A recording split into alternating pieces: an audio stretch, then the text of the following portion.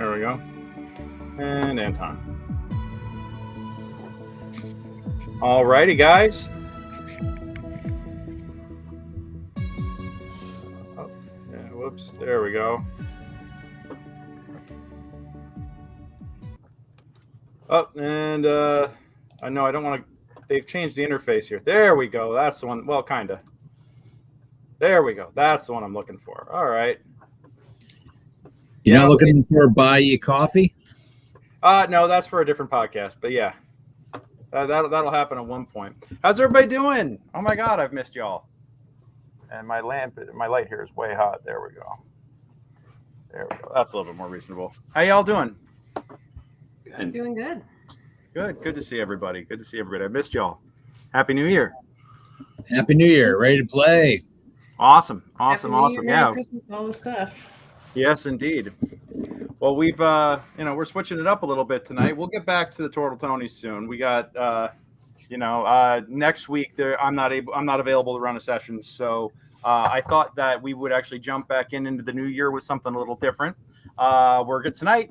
Well, first off, good. Let's fucking go right to the intro. So, good evening, ladies and gentlemen, ladies and gentle dems. My name is GM Greg, and I am your game master this evening. Had to change it because I found out there's a DM Greg that already has the domain name and everything copyrighted, and I'm like, you gotta be fucking kidding me. But anyway, I will duel him to the death at one point because there can be only one. Happy 2024. First game session of the year with the Brute Squad. We are here to kick ass and take names.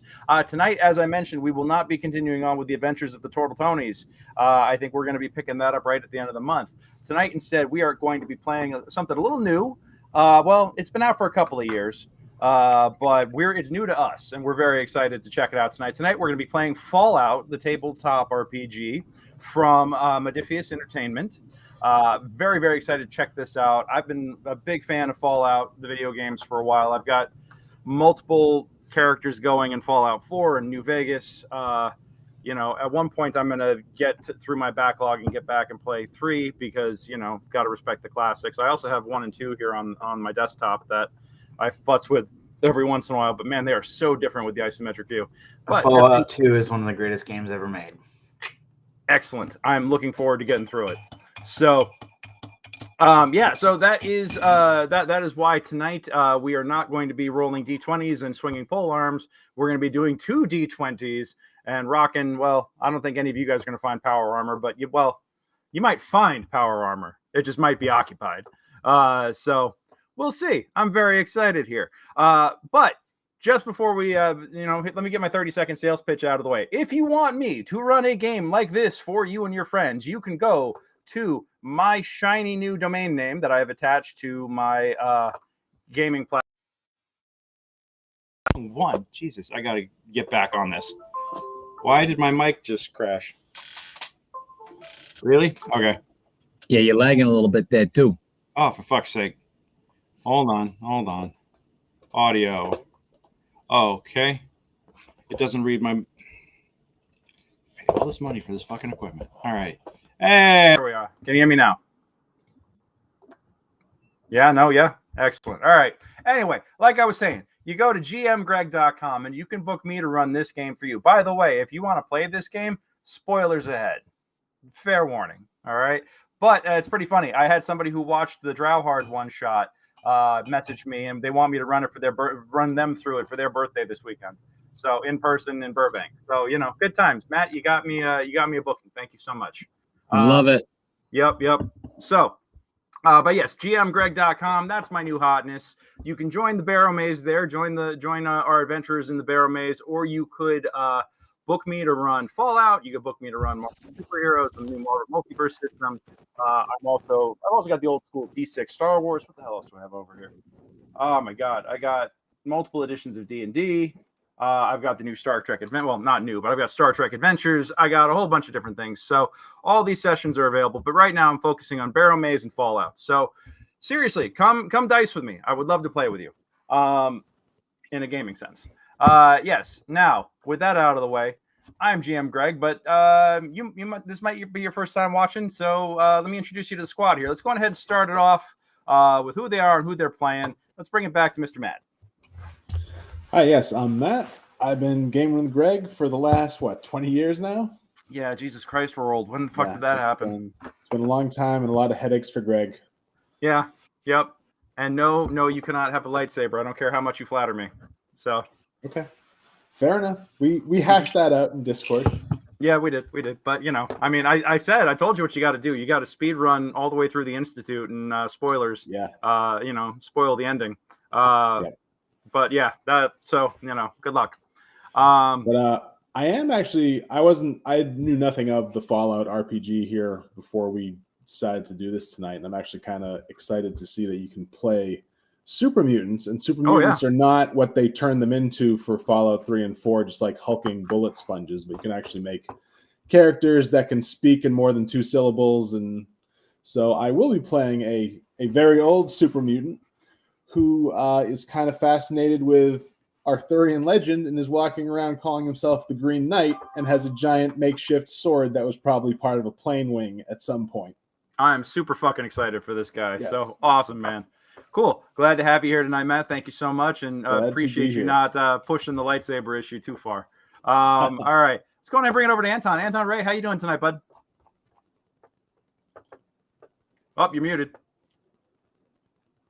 I'm doing great, Greg. Sorry about that. Hello, good. everyone. I'm Anton Ray, and tonight I will be playing Marvin, your friendly neighborhood Mr. Handy, who is not as friendly or from this neighborhood. I've been a fan of the Fallout franchise since Fallout 2 came out, and so I'm excited about tonight. Glad to have you, bud. Glad to have you. Paulie, let's bring it on over to you. Hey there, I'm Paul Masterson. Tonight I am playing Hazel Johnson. I've been playing games with Greg off and on for 26 years. Yes, sir. With a massive gap in between. Yeah, so the very massive gap. But we LARPed together. That's how fucking nerdy we are. So then again, I LARPed with Matt too. So yeah. Love it. Yeah. But yeah, been a long time fan of the Fallout series. First time playing it. Really interested in diving into this because I think it is one of the really truly great games of all time. Absolutely. All right, and let's wrap it up for last in introductions tonight. First in our hearts, Ms. Lauren. Hello, Holding it down for the ladies. Lauren. I am representing. I'm going to be playing Bailey Big Smile, the prom queen ghoul. I guess I'm trying to decide if I want to do an accent, but it might get real annoying real quick, so I may forego that. It's a one shot. Do what you want. If we don't like it, I'll just kill you. I'm super psyched to play. I'm so excited. I've known Greg for, it's like almost 10 years. Yeah, long ass time. We did because you've done Theater Unleashed for the longest time. Working with us on all that, and then now, even though you've moved away, I'm just glad we've managed to keep connected and do shit. This is good. Yeah, I'm glad we could do that. It's been awesome. Yay.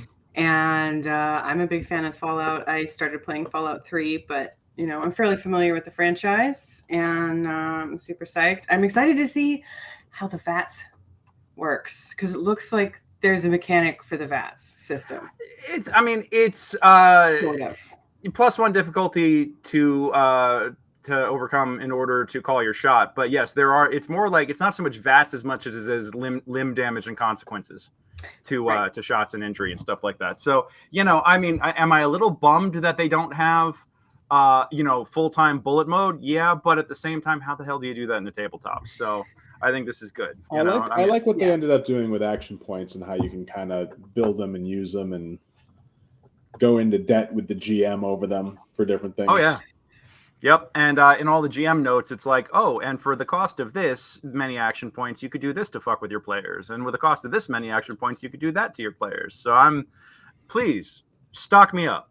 I'm good. Like I'm ready. Let's roll. So and we're sharing a pool of them, or do we have individual action points too? I wasn't totally sure on that. You have that's actually because this is full disclosure. This is my first time running this system. So yeah. I know there's a shared pool of up to 6 is the cap, but I didn't know if we had like individual action points too. Page 14. I think we have both, don't we? I think we have individual and can save team points. Yes. Yes, indeed. Saving action points. Oh, no. When you generate them, you have the opportunity to use them immediately, or otherwise they go into the group pool. Okay, I see. And the group pool is capped at 6. But it sounds like action point generation is pretty fast and furious in this game. So let's see. And of course, there's the roller coaster of the critical failure being a 20 instead of a 1. Yes, absolutely. That's going to be a habit we got to unlearn. You know, so much time spent. Also, you know, I got really psyched to prep this mod and everything, and realized that they didn't do maps for it. So tonight's going to be a little bit more theater of the mind. I'm not going to bother. I'm going to keep all of our faces up as opposed to going and doing the to putting in my share screen. But we'll read off results and stuff like that as they happen. Yeah, I'm also like, not only are we playing a new system, but I'm still getting used to the new Roll20 interface, which, you know, is just different enough to be a pain in the ass. So, yeah, I think it's gonna be great. It's gonna be fine. It's gonna be fine. What are we worried about here? All right. So with that in mind, let's go on ahead and dive on in. Let's set the scene just a touch here. Okay. You guys, about a year ago, matter of fact, almost exactly a year, participated in the founding of a new settlement in the Commonwealth, somewhere out in Weston, Mass. And you have all been residing there for the last few months, helping build it up. Hold on a second.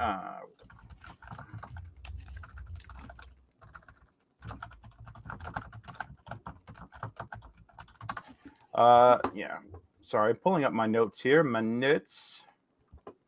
There we are. Start here, it says. They're so handy with that. Oh, that's the whole rule book. That's not what I need. Bang or Whimper. Fantastic. Bam.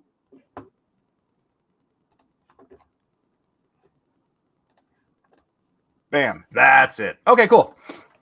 So yes, you guys have been living in this settlement for the last several months, and as it has grown and flourished, thanks to the Garden of Eden kit that was used to help create it, turned it into a little bit of a oasis in the middle of the wasteland. You find that, you know, that it's safe, it's healthier than the rest of the area. But I want to kind of fill this space out a little bit and have you guys help me just basically fill in the blanks here. So what do you guys want to name your settlement? Green Chapel. Green Chapel? Everybody like that? That's what I would have been pulling for if they were figuring out names among the settlers. I think it sounds great. And I just saw, so we start with the number of action points as there are a number of members in the party. Okay. But it never goes above 6. Individually or in the pool? In the pool. It's a shared pool. It looks like right. we don't. Okay, cool. Yeah. Yeah. All right. Awesome. So yeah, we will have, you guys will start with 4. It won't go above 6. Okay. So you guys have founded Green Chapel almost exactly a year ago. What are the founding principles of this settlement? Pop quiz, motherfuckers. Just, you know, no wrong answers.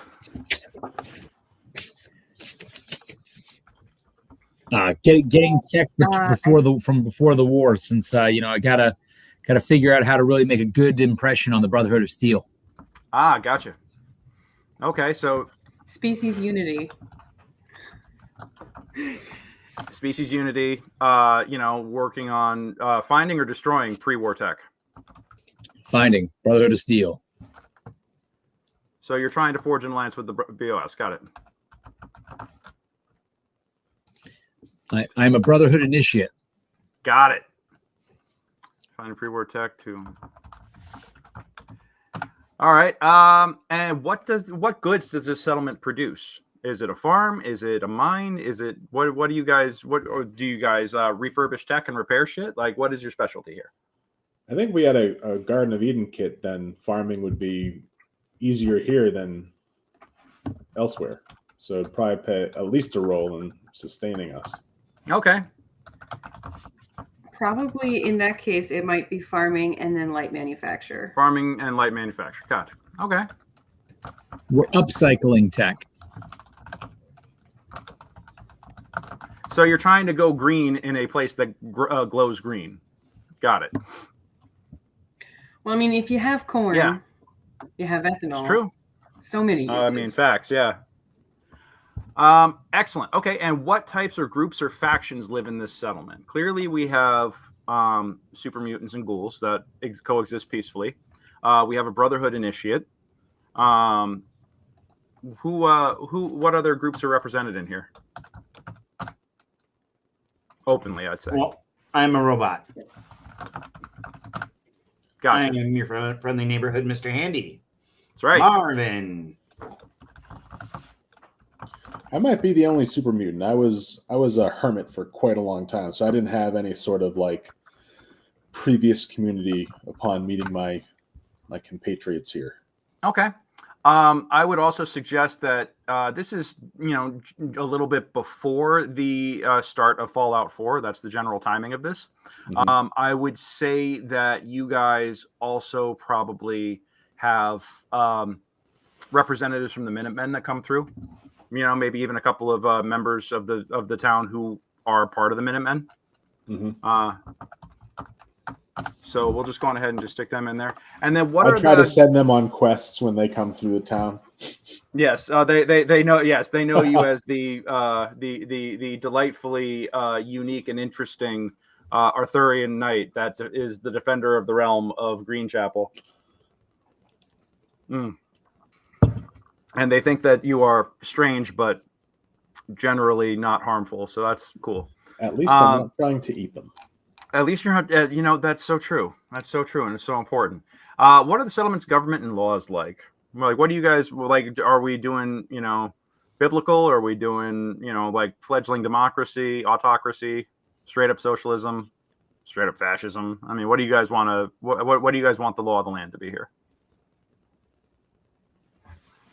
Do we kind of have control over the settlement? Like, are we the ones responsible for its creation, or did we just help others? You are part of the group that created it. There is a separate leader who is a ghoul by the name of oh my gosh, hold on, I had all this stuff. Jesse Pedigrue. He's a no, he's not a ghoul. Pardon me, he's human. It's Joseph is the goal. That's why I got screwed up. Joseph is the goal, but we'll get to Joseph in a moment. You've been a part of this, and you probably helped sit in many meetings and stuff like that, trying to figure out how best to rule this place and run it, and make sure that it's everybody looking after everybody. So I would have been pushing for a merit-based system. Meritocracy. Okay. Quoting often from my book. So almost like a round table. Yeah. Okay. Let's go full blown Arthurian with this. Okay, love that. And what are 3 challenges that you guys that the settlement has faced in its first year? Difficulty. Raiders. Yeah. Raiders. Yeah. Mm-hmm. Okay. We'll say that they're still like a threat, but they've kind of turned their focus elsewhere for the moment. Maybe really hungry local wildlife coming after the farms. Okay. Rad scorpions. Yeah. Rad scorpions and roaches coming after the produce and the after our Brahmin. Yeah, and after the Brahmin, absolutely. After you guys farm animals, 100%.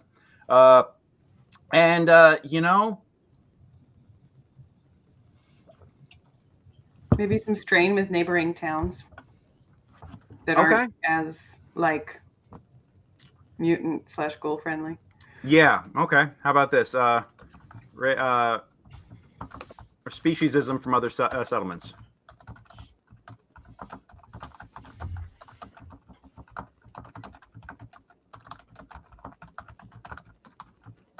and that's making that's straining trade and communication. They don't want to help a place that welcomes filthy, crazy ghouls and that big green motherfucker. You know, I like that. And in what capacity do each of you work for the settlement's defense? Are you parts of the militia? Are you, helping out on or just the administration of the town? Like, what part? How do you guys want to run this thing? Or what is your part in running and defending it? Certainly militia for me, and heavy lifting and getting things off of high shelves. You know, that is a legit chore. Let me fucking tell you. You know that pain, Matt. I do. Yep. Nate and Denny miss me quite a lot when Thanksgiving rolls around. Oh, I'm sure. I was the high shelf guy for many years. I'm the high shelf guy for my wife, and she's 5'10". You know, but we just have so much vertical storage space in our place. You know. All right, Lauren, what does Bailey do in terms of like working in the settlement's militia? Basically, like kind of a light infantry.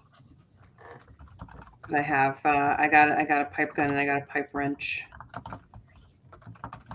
Yeah, so you give them the pipe. Got it. All right, Yep. Anton.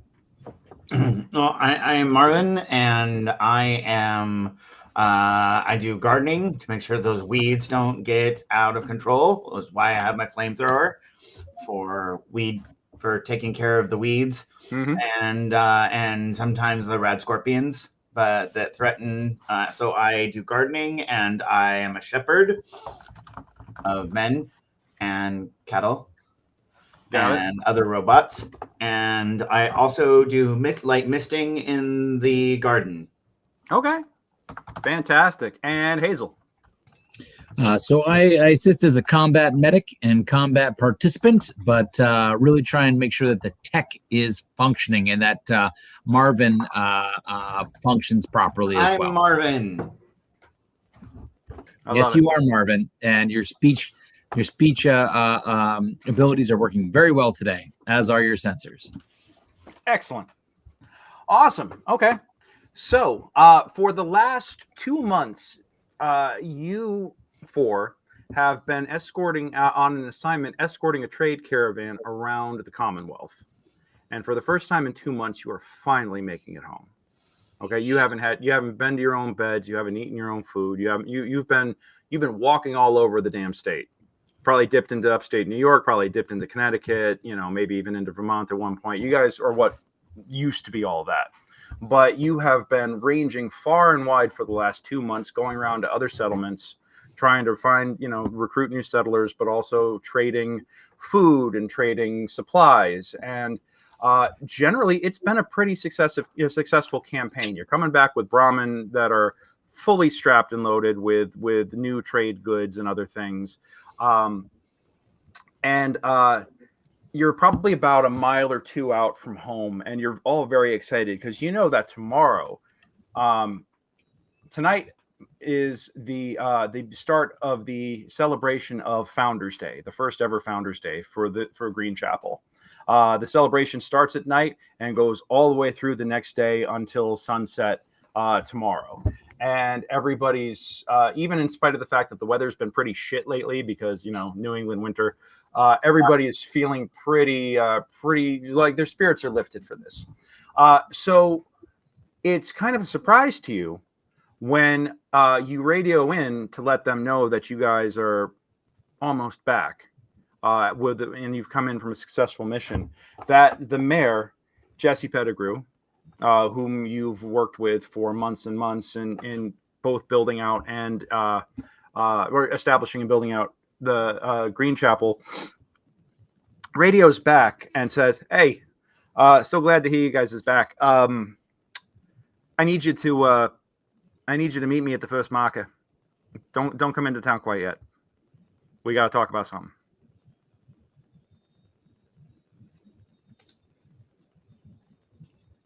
Okay.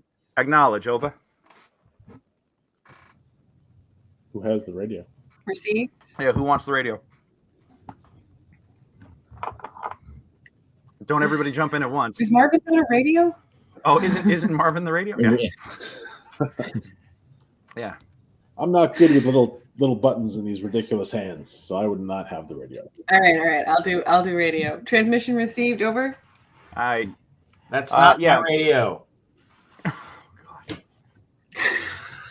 And it starts. All right.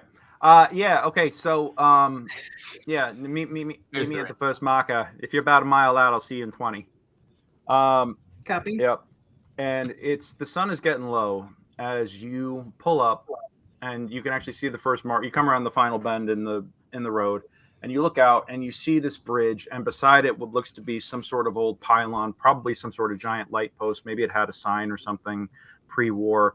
But whatever it was is gone, and now it's just like this 20-foot high pole that has graffiti and stuff on it. As we're getting about 500 meters out, I go up. I fly up to about the treetops, and I'm scanning 360 because I see in all directions. So okay. Do you want to give me a perception? Sure. How do I do that? All right.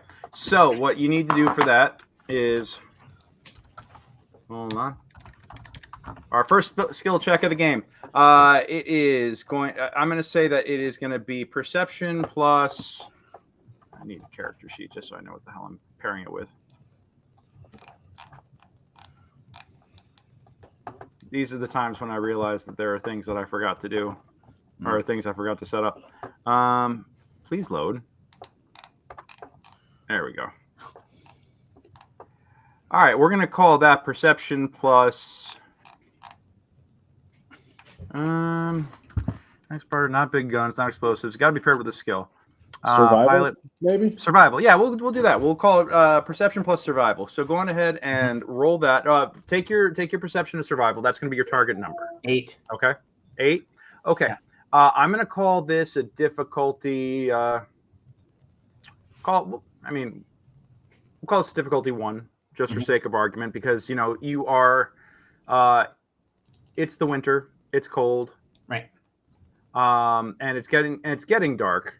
It's not quite dark yet, but you're in that weird kind of twilight time where the sun is involved. It is still like fucking with sensors and stuff like that. So go on ahead and roll roll 2 d20 and get under 8 for a success. 2 successes. 2 successes. You have a critical success. All right, awesome. So as you soar up, your antenna goes up like an Imperial probe droid, and you start just kind of like doing a and the town itself seems intact. You can already pick up the energy signature from the Garden of Eden kit, and it seems to be like everything is functional and in good order. You can actually already hear people celebrating at the tavern, getting ready for the celebration. And some folks are already pre-gaming it because fucking New England in the winter. You got to stay warm somehow. But they everything seems fine except for the fact that you detect about less than a mile out from you, you detect 5 life signs, and they appear to be armed, and one of them is Jesse. You can actually recognize the signature and everything already, that it is Jesse, but he's come with an armed party waiting out front. Now they seem to be standing and waiting. And it's not unusual for anybody who leaves the borders of town to go armed. So that's not the unusual part. I think it's just like the sheer number of people that are there. That strikes you as unusual, but they don't have any sort of hostile bent, and they are standing out in the open. Right. I'll target lock all 5 of them, all 6 of them, and then flow back down to my compatriots and say, a large armed party of our friends with the pincer hands, friends, are waiting for us. They look like weeds to me.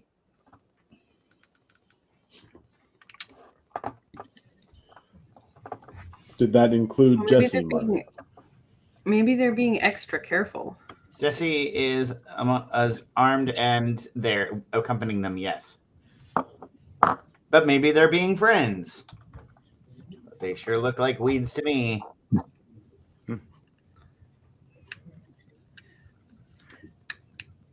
All right, so yeah, I'm gonna have my weapon ready, and I couldn't see the dice that rolled. Did you get a 1? So you said you.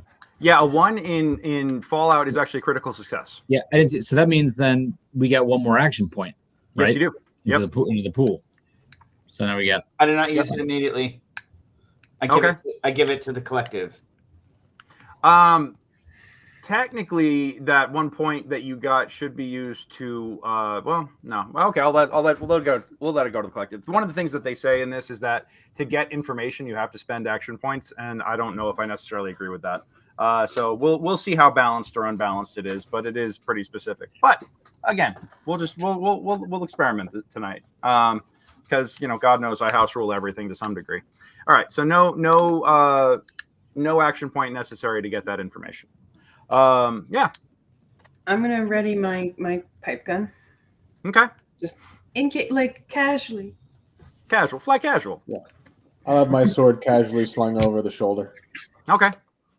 Are you guys attempting to stealth or anything? I mean, you do have a caravan that you are a part of, and you actually do have a couple of normies, non-combatants, traders, and other folk that are, I'd say about there's 3 or 4 other people with you in this caravan. You guys are more the guards. They're expecting us. They're expecting us to roll up anyway. Yeah. Hey, so your caravan master speaks up. Sully, he's bigger dude, jolly beard. I mean, for somehow you do have a guy who is like big, stout, and stocky, a human, even in a land of where maybe you're lucky if you get 1,000 calories a day. He looks like a guy who's never really seemed to miss a meal. He's brick shithouse solid, and he's been, he's really good with the animals. For whatever reason, he becomes everybody's best friend once he gets into the tavern. He's got that kind of gift of gab, and you've never seen him hurt a fly, although he looks like he could punch through a brick wall if he really needed to. So, hey, initiate. What's going on? You guys seem like you're getting strapped all of a sudden. I thought we was almost home. Accidents always occur within a mile of home. Well, mostly occur within a mile of home. All right. Okay. Well, if you see an accident coming, you do me a favor and you let me know before it happens, okay? I don't want to be the guy that got the day before his retirement, Maybe just hang back a bit and we'll check it out. It's probably nothing, friend. All right. Well. All right. So if you's just gonna go ahead, who's gonna guard us, or are we gonna just take it from behind? I mean, if that's what you're into. Actually, I believe what she is saying is just when we get there, if there seems to be any tension, just stay behind us. And if stuff goes sideways, do what you do best and just back us up. And yeah. All right. What I wouldn't do for a packy right now. Okay. All right, you heard him. He says to like the 2 other guys in the back, like he's speaking to a whole crowd, but it's like just his 2 minions. All right, you heard him. We back him up if shit goes sideways. Lead on, McDuff. All right, so you guys aren't doing anything stealthy. You guys are just gonna... Hazel, are you McDuff? Well, actually, I believe he's referencing there was this very good play pre-war, but no, I am Hazel. I am not McDuff. Though, if need be, yes, I quite could in terms of revenge. As can you program a sense of humor into this tin can here? Well, I see you are noticing my handiwork. Yes, I know. I am attempting. It's because Mr. Handy. If it isn't Baroque, why fix it?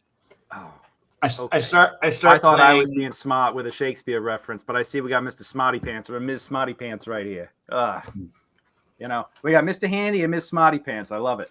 All right. I enjoy Marvin's insights. Bet you do, big guy. I bet you do. All right. So you guys come around the corner. The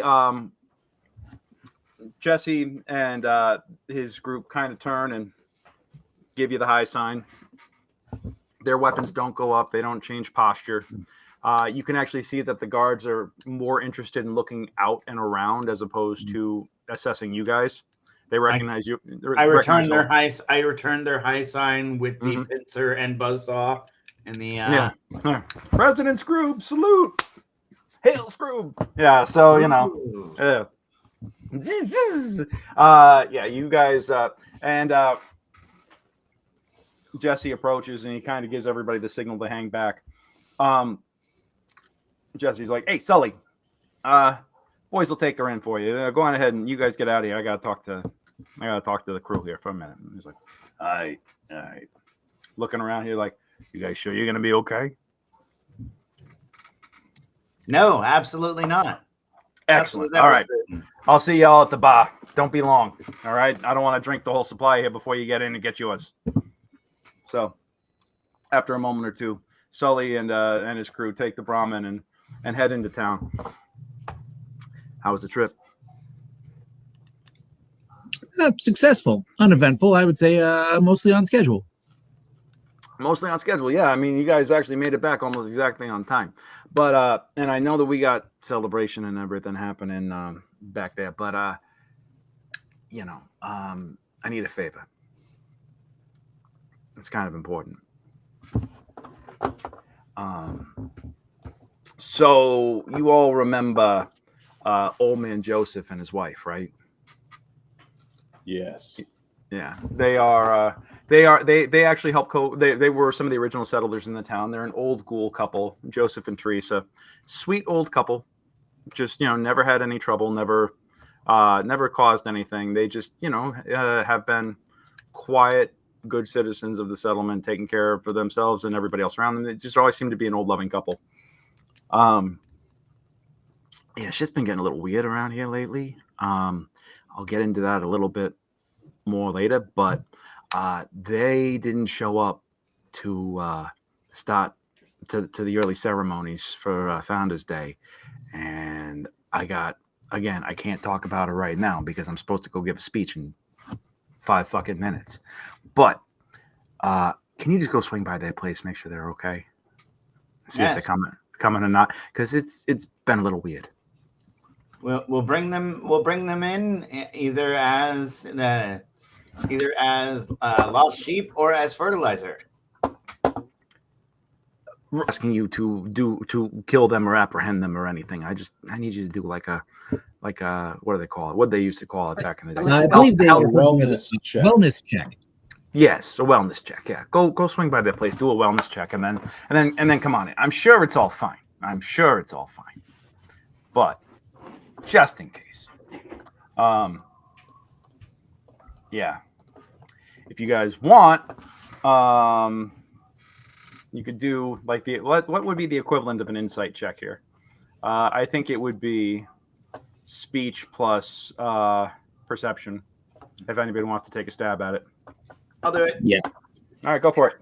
Well, and what is it? There's a group one for this, right? Because I think we're all kind of looking at them. There's a group element to, isn't there like a group test? We can assist, and then if the person helming it gets successes, we can add our successes to it. Yeah. We can assist by rolling an additional d20. And whoever's doing the main roll gets the actual their 2d20. All right. As long as you get one success, we can add to it. My target number is 9. Okay. Speech plus perception. And I'm actually going to make this an opposed roll. I got a 7. Do we all just add our own? Oh, okay. I got one critical success. Yeah, go on ahead, and if you guys want to assist, go for it. So the DC on this is going to be 2.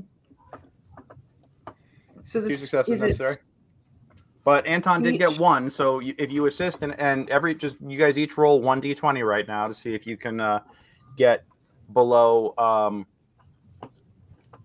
I think I don't have stats for Jesse, but I'm going to say that the DC. We're going to set the DC at 9. All right, Lauren. Yeah. Okay. So Lauren, you and I got a 4. Yep. You and Anton both kind of share a look, or you and Marvin share a look after he finishes. Like, something's weird. you know. But he says, "Okay, I gotta go. I gotta get back. I gotta go give a speech. Come find me when you're done. I'll be at the tavern. We'll talk. All right." His heart rate was elevated. Between a ghoul and a robot, nonverbal communication's got to be kind of. Yeah, but yeah, Kind that of there tough. you could tell that something was weird. Yep. Mm-hmm. Yeah, one of the eye stalks kind of. Nicely done, Anton. Yes, accurate. All right. Hold on. Let me pull my eye out. Wink. Amazing. Okay. Well, the good news is that you know the way over there. They're kind of on the outskirts of the settlement. They like to they've enjoyed having their privacy. They're older folk and they just, want to be left the hell alone. You are used to seeing lights on in their windows and seeing hearing music playing, like an old record player or something, probably something from the 40s or 50s playing, pre-war era, of course. But as you approach, you see that there's no light. And more importantly, give me perception and survival, actually. Roll that real fast, and I'm going to grab one thing real quick. One moment. If we're rolling 2, how does that work? So a perception and survival check is you're going to take your perception score and then find your survival score. And that's the number you need to meet or roll below. Well, I got a critical success and a critical failure. I am oblivious. Perception is 6. There is static in my systems.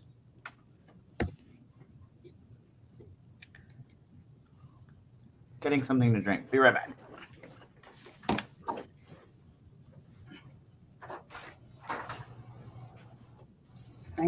Nine? Is it 9 plus 6 or 9 minus 6? If I'm rolling with perception.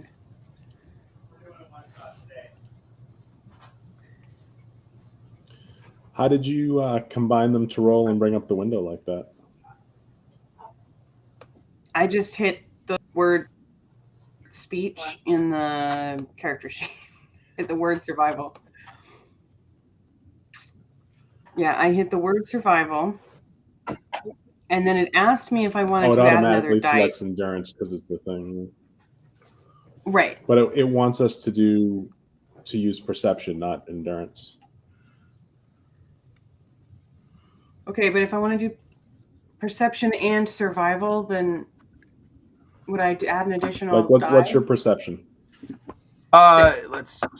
Would I add 6 to the score? Or would 6 I subtract plus whatever your survival It should number be is. an attribute plus a skill ranking. So if your perception is, you are playing Bailey. Sorry, My cat just looked right at me, and I'm like, no, not you. 6. It'll be perception is 6 plus survival is another 2. So your target number is 8. You want to get an 8 or lower on your rolls. Okay. Oh, okay. Yeah. And that would be. You got 2 successes, but you also rolled a 20, so that means that there's going to be a complication involved. I rolled a critical success and a critical failure. My sensors are glitching. All right. Well, yep. And then Paul. Oh, wow. So you guys have some complications here. As you approach, because I see 1, 2, 3 complications, but generally, yeah, wow, this is all over the place. You got fucking 2 success, or 3 successes, 2 successes, and then you've got 3 complications, and then another success. So I'm going to say that as you're approaching, the sun has gone down at this point, and the moon was coming up, but suddenly it goes behind a cloud, so it is dark as hell. Like you're in total like darkness conditions at this point. And but with your successes, you did see as you came around towards the front of the house that the front door is shattered. Parts of it are hanging on the frame, squeaking in the wind. Other parts of it seem to be blown inward, blown outward. You can't really tell. You're not close enough. But at this point now, it is almost completely dark. No signs of anything so far, but the house looks to be something happened here. Okay, I think we should try and be a little sneaky. I would generally agree with that. Let me get a bird's eye view. Okay. I'll turn my little red light like on my face interface off, and then Okay. Cool. I'll go dark. All right. So you go dark and you're floating up again, trying to make perception. Yeah. Okay. Give me because you got that critical failure. I'm going to say that in your efforts to stealth, it's making it more difficult. I'm going to make it a difficulty 2 for the sensors because you're trying to keep your sensors dim, Okay. but that also limits their range. So difficulty 2 in order to get a success on this and get information. All right. So what's that mean? So roll your perception plus survival for searching at altitude. Okay. And you got to get at least 2 successes in order to. Now you could burn an action point, get an extra die to roll if you want, or you can burn a luck point and use your luck score if your luck score is better. No, that's all right. So I'd say at least use a point because you can always generate more points back into the pool if you have. I'll do an action point. Okay. So you'll roll 3 dice. I'll do 3 dice, and so my difficulty is normally it would be 8 with perception, but one less for anything that has to do with sight or sound. Okay. So that'll make it 9, and I got 2 successes. Fantastic. Okay. Yeah. You detect no life signs in the house, or you detect no signs of life in the house from what you could tell from the outside at altitude. The house is dark. You don't hear anything. You don't see any movement. Okay. The barn in the back is also dark at the moment, and the area surrounding. This was they kind of had like their own little vegetable patch over here, and did that mostly for trade since you don't have to eat or drink to survive as a ghoul. And the place just seems, while it seems dark and threatening, you don't get the sense of any sort of life at the moment. Mm-hmm. Mm-hmm. I will turn my face down and give it a little green light. Okay. My face, quotes. Yeah. And the house is in total darkness, so you guys will need some sort of light source to explore it. I don't have a light source. I don't think ghouls have dark vision.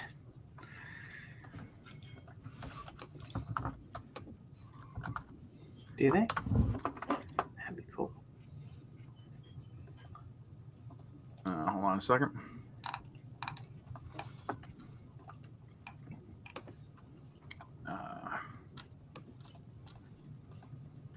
I don't think.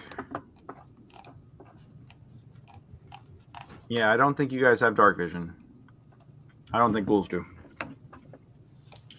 What did they used to have for a light source here? Are there like oil burning lanterns or something we can approach the house and light? Lanterns, but they also had rudimentary electricity.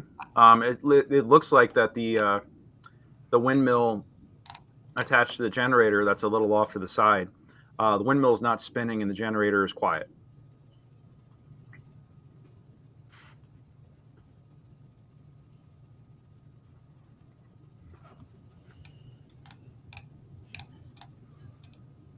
I'm going to look up at the sky. Is there any indication that the clouds will be passing and revealing the moon again anytime soon? Give me a perception and survival.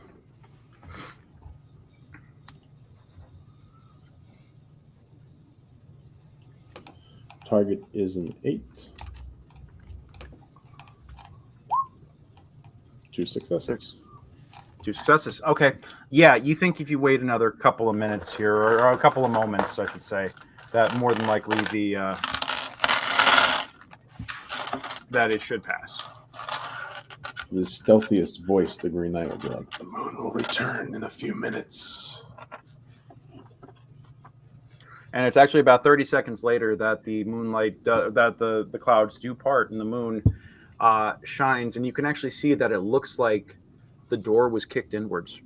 You can actually see that there's no shattered remnants of the door on the outside, but they all seem to be inside the house. And you're probably, I want to say, medium range from it. So 30, 40 feet. Nah, 50 feet. We'll say you're about 50 feet from it. It's still on the front lawn.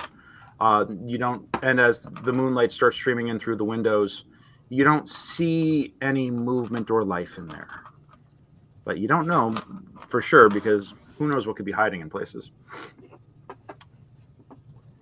Okay, I'm going to go look in the front door. Or should I look in the window instead? Which do you want to do? Are there any outside lights? No. There are lights out on the outside of the house. They are not on at the moment. And it sounds like it's because the generator's off. Okay. All right. We've been here before, right? I'm gonna So try we to- know where the generator is. Yeah. I mean, and you can also see it. It's about like 30 yards off the side of the house. I don't know if there's a trap in there, etc. But I'd like some lights, and I probably think I can fix that generator if we maybe want to do that. All right. I'm going to go look in the window. Okay. I'm gonna go over to the Haley's going to go generator. look window.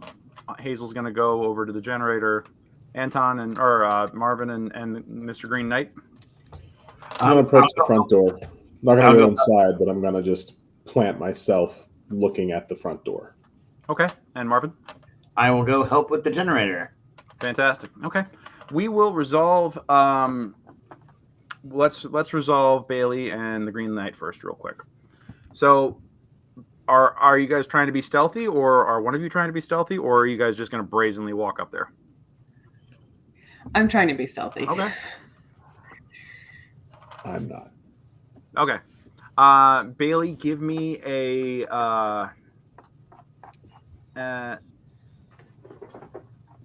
I want to say agility plus sneak.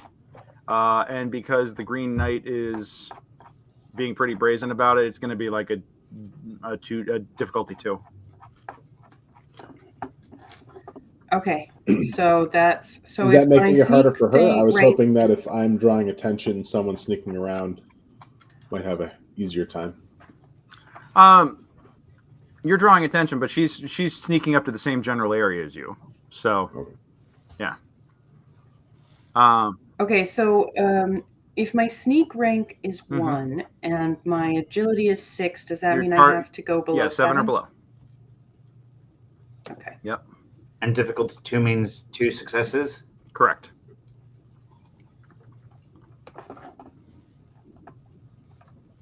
Okay. 1 success. I'm going to say that you got a partial success on that. And so, yeah, you're being sneaky. But again, you're kind of like, there's the front door and there's a window on either side. So as the Green Knight is basically marching up towards the front door, you go up to one of the windows. So you're generally stealthy, but not like, if someone were to, notice the Green Knight, they'd probably have a pretty decent shot at seeing you too. But you guys get up to the door. Lauren, you peer in through the window, or Bailey, you peer in through the window. I'm going to say that Well, let me just give you a brief description here of what it is you're witnessing. This small adobe farmhouse, as you peer in the window or peer in the front door, in the Green Knight's case, is completely wrecked. Inside the living room, through the window that Lauren is looking through, furniture has been overturned and the floor is scattered with broken picture frames, simple jewelry, and blood-soaked farm tools. As you approach, or as you stand there quietly, your breath catches in your throats as you look in at this scene of chaos, and that gives you enough quiet to hear this dripping sound. Yeah. And it draws your attention to an archway leading into a quaint kitchen. On the wall, besides the archway, you notice a figure, or actually next to the wall, by the wall, you notice a figure. An older ghoul woman wearing a nightgown, just kind of seemingly standing there, unmoving.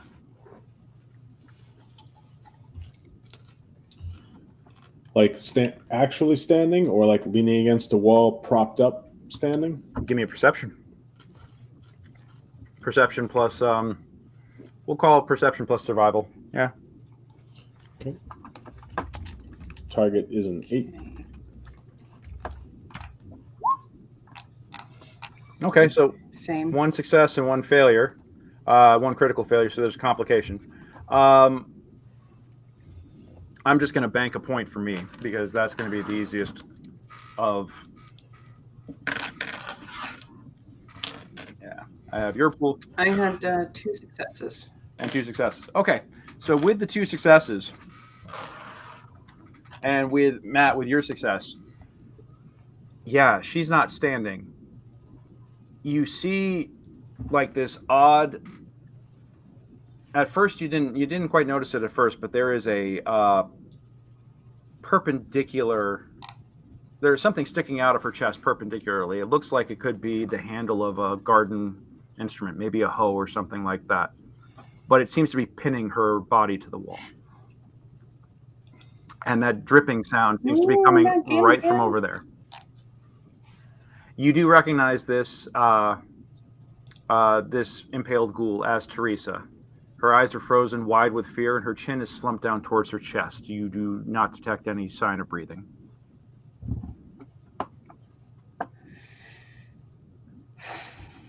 Okay, I think we should go inside. All right. I'm going to remain quiet, motionless until they get the generator going. Okay. Let's go on ahead and cut it over to Marvin and Hazel real quick. As you approach, you notice... actually, give me perception and survival. Right.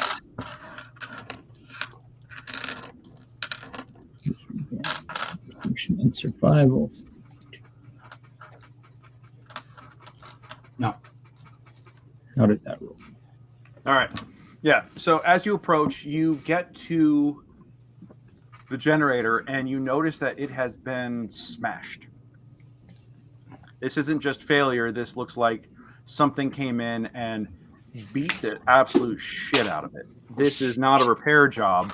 This is a rebuild job. Begin stripping it for parts. Okay. Cool. Marvin busts out the tools and you hear in the distance, Bailey and Green Knight, you can actually hear Marvin starting to use power tools on something. I'm a statue. Okay. Let's see. Lauren, you want to go inside. Give me another stealth check.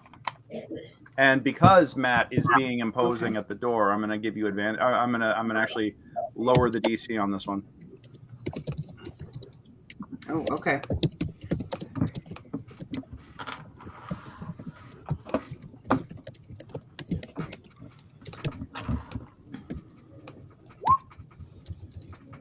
Oh, fail. Okay.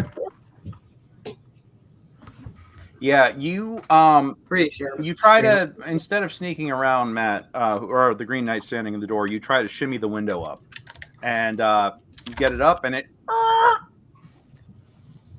as you so it definitely would be a giveaway, but you managed to otherwise slide in, and you are now standing in the wrecked living room. Which way do you want to go?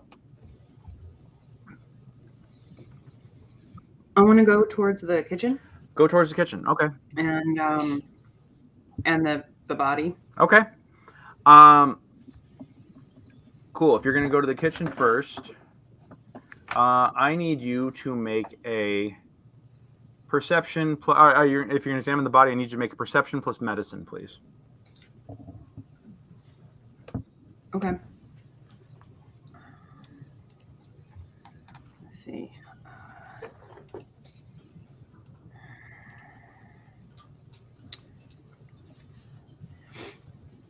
Medicine.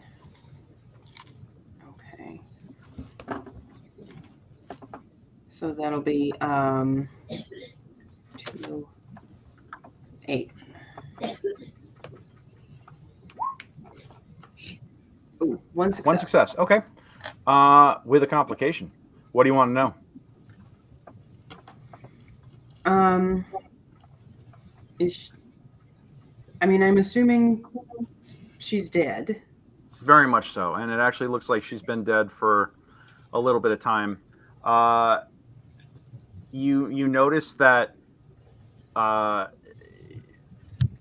it is cold inside the house and it's winter, so you can't really tell how long she's been dead for.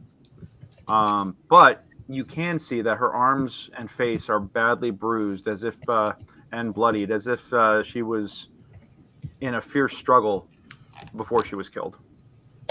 Do I hear anything in the kitchen? Well, you are in the kitchen at the moment, and I will say that okay. that let's see, yeah, the room itself is clean and tidy, except for a drawer that has been pulled out, and it looks like there are utensils kind of scattered on the floor. Yeah, and there is you happen to know, because you've known them for a little while, you know where they kept their shotgun, in the kitchen underneath one of the counters, and it is the gun rack is currently empty. I will also say, well, there's more information if you want to make another check, because that was specifically a medical check on Theresa, and I gave you a little bit of bonus info. Yeah. Okay. All right. If you want to make a general perception and survival. Yes. Yes. Perception. Survival.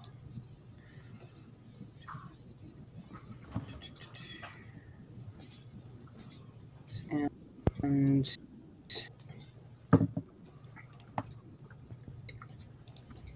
8. I got additional dice, so I can't. Oh, all good. And you're don't forget, you guys are also welcome to use the dice pool.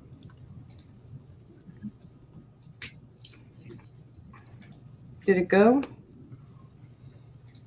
I see survival and endurance. 1 success? That's survival and endurance, not 1 success. perception. Let's do different combos. You got to click the D20 icon at the top left of the character sheet, and then you can pick how do I different ones to combo. I'm confused as to how to. It should be. Yeah. Okay. So target number is 8. All right. Well, I'll say that. Well, let's just for simplicity's sake. Yeah, that is, you got 1 success. So go on ahead and ask me a question about the space.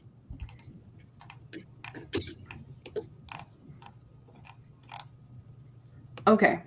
Thank you. Okay. So,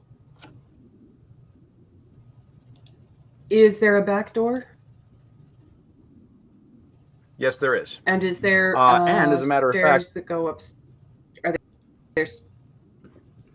It's a single floor house with 3 rooms to it, and you've wandered through the living room into the kitchen. You know that there's a bedroom as well. I will say that you notice that the back door is there. It is wide open, currently rattling against the frame in the wind. And more importantly, you actually notice bloody footprints, barefoot bloody footprints going from where Hazel's body's been dripping all over the floor out the back door. I hope you mean Theresa. Theresa, yes. No, Hazel's dead. Hazel's dead in this case. Yeah. Yep. How dare you. I'm gonna back out of the kitchen. In the meantime, Hazel Into the- sticks her tongue up against the transformer, gets blown through a wall into the kitchen, and is impaled on the hoe. So that's how Hazel is now there. Yeah. So Yeah. over with the generator, so you're saying with my heightened repair skills, etc. I'm looking at this and assessing though that there's no repairing this, even with my traits, etc. Yeah. This would not be. This would have to be replaced completely. Gotcha. It has been. Give me a perception plus repair. Okay. Also, while he's doing that, I'm just gonna say I'm going into the bedroom. Okay, you're going into the bedroom. Copy that. Give me Perception another plus repair or intelligence plus repair. intelligence plus repair. Let's do that. Gotcha. And what's Because the? I'm having you assess what it looks like is wrong with it right now. Yeah. Yeah. And how many successes do I need? For you, I'm gonna say it's 1 success just to know what the hell's up. Okay. Yeah, because the whole thing is reduce the difficulty of repair tests by 1. But I guess this isn't a repair. This is a. I'm gonna count this as part of that though. So for you, it'll be Okay. a 0 difficulty. You're just getting information because you know how to do diagnostics. All right. Awesome. So you get 1 more action point.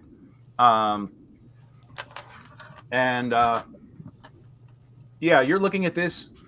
Somebody beat the panel open with what looks to be a hard, like some sort of hard object, like a bat or a garden instrument or something like that. And then it looks like they busted it open and then blasted the innards with a shotgun. Like the shit's obliterated. It's not like there's like stuff got disintegrated. There's nothing to repair here unless you want to install a whole new panel. Right. Yeah. And there's no workaround, etc. So it's right. This is unless you happen to have like a fucking transformer in your back pocket, So yeah, or funny story that. Yeah. I mean, you do have Marvin. So. I do have Marvin, and I do also have an iguana on a stick. So Well, what else there you go. Awesome. Okay. That's a tasty, succulent iguana on a stick. Can I guess does Marvin have enough power? Would I know that Marvin has enough power to connect where the generator is going to the house to, for a moment, basically use the power from Marvin to power the house without it harming Marvin? I would say it would take an endurance check, but yeah, you think you can hook him up. It would take an endurance check on Marvin's part. Okay. And since we've been here before, do we remember there being any sort of automated defenses or just like lots of lights inside, or is it just kind of a standard home that this is the generator that they use? Standard home. Okay. It's a standard home, and it's pretty chill. I mean, This is why you need turrets. Yeah, they didn't have turrets or anything else like that. There's a defensive perimeter around Greenchapel, and they kind of existed off in a corner of it. Generally, what kept them safe was the anonymity of like just being off a little bit a ways away, but still within the defensive line. So they were definitely not close. Like you would think that if anybody was going to attack or invade, that they would do it. They would attack the center of town, but they're kind of like out of the beaten path. All right, so I'm just going to give my assessment of what I saw to Marvin and say, look, I think we should rejoin our compatriots. Let's discuss this whole hooking me up to the power grid thing. I think this is a terrible plan. I didn't say it out loud. I was thinking of it in my head. Oh, never mind. Great. Never mind. Good. I know nothing of this. Also, Yes. How do I send my rolls from my character sheet? How do I bring up my character sheet now? Oh, jeez. In roll 20, Yes, in roll 20. click on the journal icon, which is third from the left. Then click plus character. Marvin. And then if you just quickly fill in your... Got it. There we go. I got it. There we go. No, I got it now. I already did that part. It was that I didn't know how to bring up a roll 20 character. Excellent. Gotcha. Okay, there we go. Ready? I'm good. Awesome. And then in the top corner of that, there's a D20 where you can do. Yep, gotcha. Cool.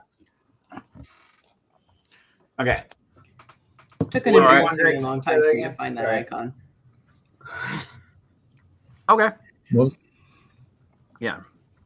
So, you Did guys I get float any back. useful parts in the time before he's like, "Hey, we should go here," because I'm just ripping the generator apart. Once you start, like you managed to get started, and you've just like kind of cracked open, like the guts of the generator. It was the breaker panel that was destroyed. Right. But you actually start getting into the giant fucking electromagnets and everything. And Hazel's like, "All right, hey, time to go." All right, I'm gonna grab some hose and the spark plugs at least, and then go. Okay, cool. You're gonna start wandering back over. Yeah. All right, Mr. Green Knight. You do see your compatriots floating back. Coming back towards you. And Bailey, you are in the bedroom at this point. Give me a perception and survival, please. Perception and survival. Okay. I think I'm doing this the proper way now. Yep, that is okay. And you should. 0 successes. You should be rolling at least two. Yeah, you should be rolling at least two D20. D20s. Yeah. What? Okay. Well, let me do it again then. It's okay. Yep. Also 0. All right. Success. All right. So Fails. yeah, you're kind of looking Fails. around, and yeah, as you get in there and you start looking around, before you know it, you can actually hear Hazel and Marvin coming back and talking to the Green Knight. So that kind of distracts you for the moment. Yeah, I'll cut it back over to the front door and give you all a moment to share. Yeah, the generator is done. Somebody hit it with a shotgun. Somebody opened it up and blasted the innards. So we're not dealing with rad scorpions or just somebody with just blunt weapons. You see anything over here? Yeah. Bailey is inside. I'm Okay. going to come to the front door. Okay. Theresa is dead. Oh no. Teresa's dead, and the gun safe is open and empty, and there's bloody footprints out the back door. So Okay, well, I'll start chopping her up into fertilizer, and then we can get moving on to the next. No, Marvin, we can come back for that, but that's not important right now. Okay. Well, then. Can you analyze those? If there's bloody footprints out the back, can we see which direction they're going in, or is Joseph? Any sign of Joseph? I haven't seen any sign of anyone alive in here. Have you looked at all the rooms? I tried to look in the bedroom, and I was having some difficulty because it's very dark. But I have a otherwise, light. yes. Oh, you want to go shine your light in the bedroom? Sure. Okay. Anton, so the first place you're going to go through is the living room. Do you want to make a check in here? Sure. Okay. I look around. Yeah, give me a perception plus survival. DC is 0 with the flashlight. The flashlight is just the lights on me, but yeah. That's what I mean. Is that you turn the lights on. And what did I get? Okay, 1 success. I will say that the living room, one of the things that you notice as you come in is that the walls are bare, and on the ground seem to be shattered picture frames. And having been to this house before, you know that they used to have photos of themselves together on the walls. And the picture frames are all on the ground, shattered, and the pictures are gone. With the difficulty on that being 0 and 1 success, does that give us an action point? Yes, it does. Okay, And I can see why this is why they have like getting information costing an action point. But yeah. But with that one success, I'll give you some info. So yeah, that if you get more than one success, you'll get you get either another question you can ask or you could bank that. But that is a piece of information beyond the fact that she looks like she's been beaten up and do you want to go to the bedroom? Or do you want to go to the kitchen? I will go to the bedroom. Okay. Go on ahead and give me another perception and survival. Okay. I'd like to assist. What's that? I'd like to assist, but I guess okay. if you yeah, you attempted to use a rule command. Looking, I don't know. Oh, because Marvin got 0 successes, so you're not able to assist on that. Mm-hmm. Yeah. Well, yeah, I got 1 success and a critical failure. So I bring up my flamer and start my pilot light to have a little more light because obviously I can't see something in here. Mm-hmm. All right. Yeah, you're having a tough time. Where was your critical failure? Oh, you don't have a critical failure because you got to roll a 20 for a critical failure, but you just have 0 successes. Oh, I just rolled a 20 and a 6. I got a 1 and a. Oh, that did not get fed here. All right. Well, 20 and a 6. All right. So there's a complication. So yeah, now you are. We'll say that in this space you that. Oh, never mind. Sorry, that's in the other thing, right? I got no success. Okay. All right. So yeah, you are looking about the bedroom here, and the bedroom is small. It's plain. The closet door is open, and you don't really detect much remarkable about it. You're also like. You can, as you go by the doorway into the bedroom, you can actually see Hazel's body, and you have to maneuver your way around the arm of the hoe that is impaling her to the wall. And I just cut off the arm to the hoe. Yeah. Ka-thunk, ka-thunk. Yeah. All right.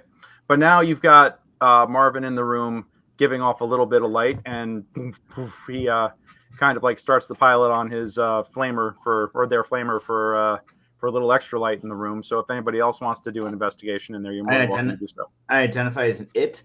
Thank you very much. Copy that. All right. Would anybody else like to take a poke? Sure. All right. Give me perception and survival.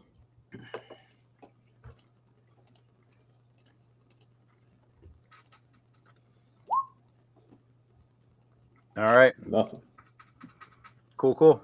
Yeah, there doesn't seem to be anything remarkable about this room. You guys can also burn action points if you want additional information. Or how many action points do we have? You guys currently have 5. Yeah, let's burn one and see if there's anything we can pick up. Okay. In terms of information. So go on ahead and roll. Whoever wants to, can go on ahead and roll one more die for me. I have 6 and 2. 6 and 2. And a +1 I have 5 and 3. for vision and sound-based things. +1 die or like -1 difficulty. -1 difficulty. Okay. I think so. Double check that. Yeah.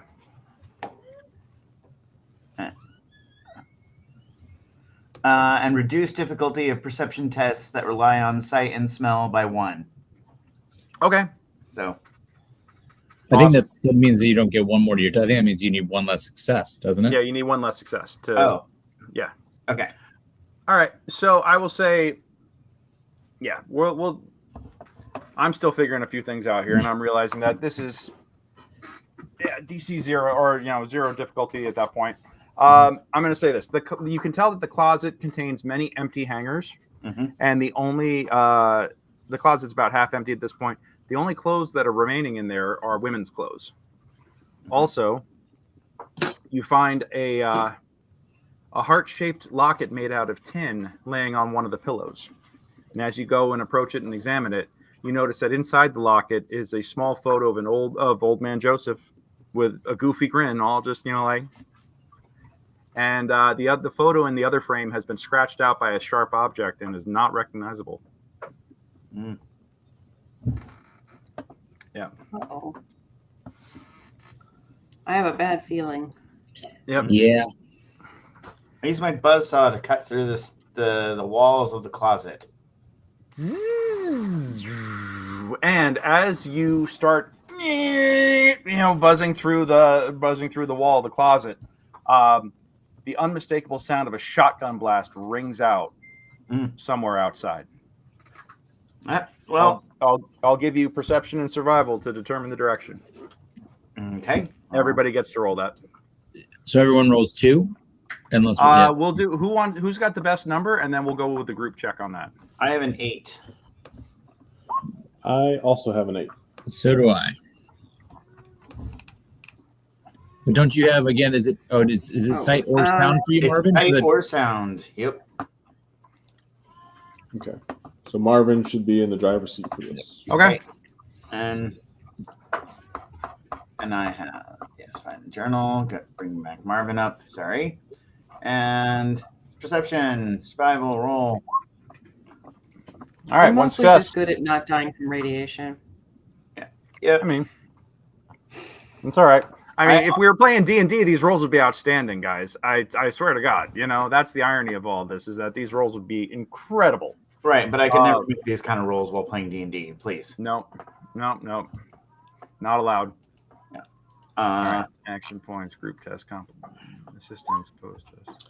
Rolling to assist and not providing any help. But I mean, we needed one less success, so yeah. So one success is good enough. It sounds like it came from out back, probably towards the barn. I'll go first. Yeah, the Green Knight's in motion on that one, heading towards the sound. Yeah, I think we just go into our normal formation, whatever that is that we normally. Yeah, I fly directly out the window, heading that direction. Okay, I'm gonna go out the front door and then go in the direction following Marvin. Okay. Out the front door. The Green Knight goes out the back door, immediately running towards. And Hazel. I go out the back door behind the Green Knight. Got it. All right. Yeah, you do see.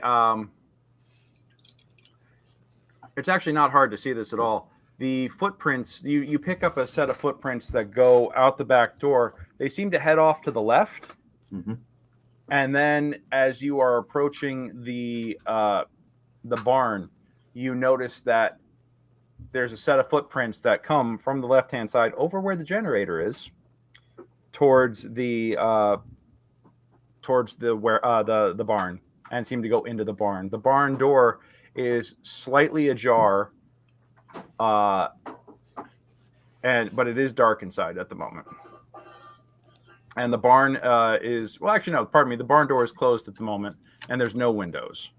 So does these seem to be two different sets of footprints or the same set of footprints? These footprints seem to be identical in shape and size as the set that went out the back door. It looks like they went from the back door to the generator to the barn. All right. Yep. All right. The barn door is closed though, and all seems even for the blast that rang out, everything seems to be quiet for the moment. What do you guys want to do? And Bailey and Marvin, it does not take you very long to catch up with your compatriots. So, yeah. I will throw open the barn doors. You're gonna throw open the barn doors. I'm gonna ready my gun. I'll fly up into the hayloft. That is not open at the moment. Everything is closed. The barn I have a buzzsaw. Okay, got it. All right, so you go flying up to the hayloft door, and immediately, and then Green Knight with that, you just throw Bailey's got her pistol ready. Hazel is behind the Green Knight. Green Knight boldly throws the door open.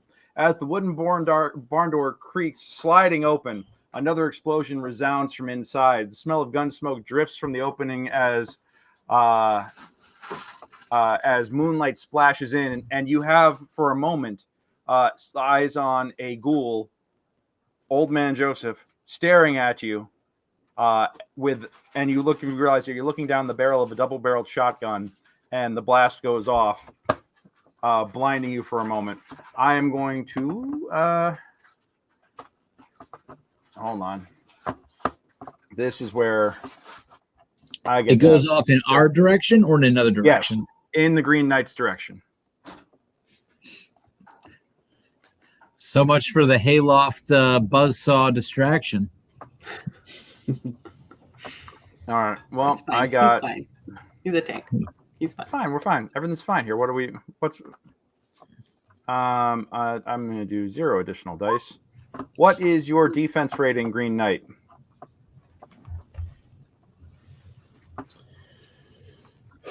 Where on the sheet is that? My defense rating is 1. Your defense rating is 1. Okay, copy that. Well, my target number was 4, and I completely, I got 0 successes. So I'm going to say that, yeah, this did not, hold on, combat. It's like back in the original Halo when you sneak up on someone with a shotgun, fire it, and it just outlines them in the wall. Yeah, pretty much. Attack, make a melee ranged attack, make an attack. I'm going to make sure I did this right. Choose your weapon and target. Oh, no hit location. So melee, ranged weapon, agility, small guns, endurance, and big guns are perception and energy weapons. Is he like point blank, did you say? Not point blank, but close range. So my buzz Or like within arm's reach? work. No, not within reach. Okay. Probably like 10, 15 feet. Out of arm's reach, but definitely not far. So that's endurance plus... Good Lord. Not small guns. Athletics, melee weapon, small... Yeah, target number is 8. Yeah, okay. I completely biffed it. Completely missed. Shocked by this hulking monstrosity. Based on the ranged weapon you're using with a difficulty equal to your target's defense. This is modified by the range of the target. Thrown weapon, unarmed. Okay. Agility, small guns. Yeah, what does a shotgun qualify as? I'm guessing small guns. Yeah, 1 plus. Oh, wait, I actually have that pulled up somewhere.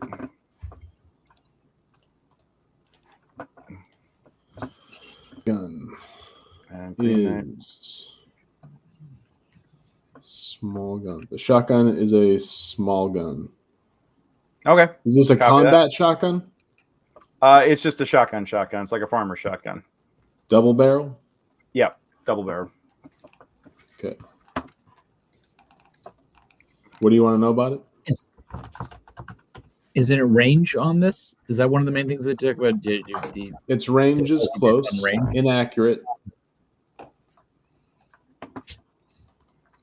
Yeah. Fire rate 0, range close. Yeah, so we're at the appropriate range for it, so it's not changing that. And Maybe the recoil is just that bad. He's an old guy. Yeah. I'm going to say that it winds up just pulling off to the side. Like he whipped it, he pulled it up close, or he wound up like pulling the trigger before he really had a full chance to aim. So everything kind of just the buckshot just goes soaring by you and actually blows a hole in the wall next to you, or blows a hole through the barn wall. At this point, let's go on ahead and do initiative. Which 1, 2, 3, 4, 5, 6, 7, 10. Perfect.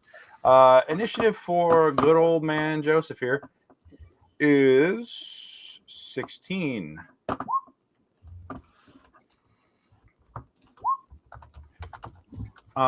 Initiative is not rolled in this game, believe it or not. It's just a static thing.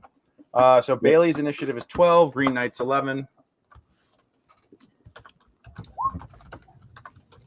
And is this another one where lowest wins? This is highest, actually. But better to have a higher initiative than a lower initiative here. Hazel is 11 as well.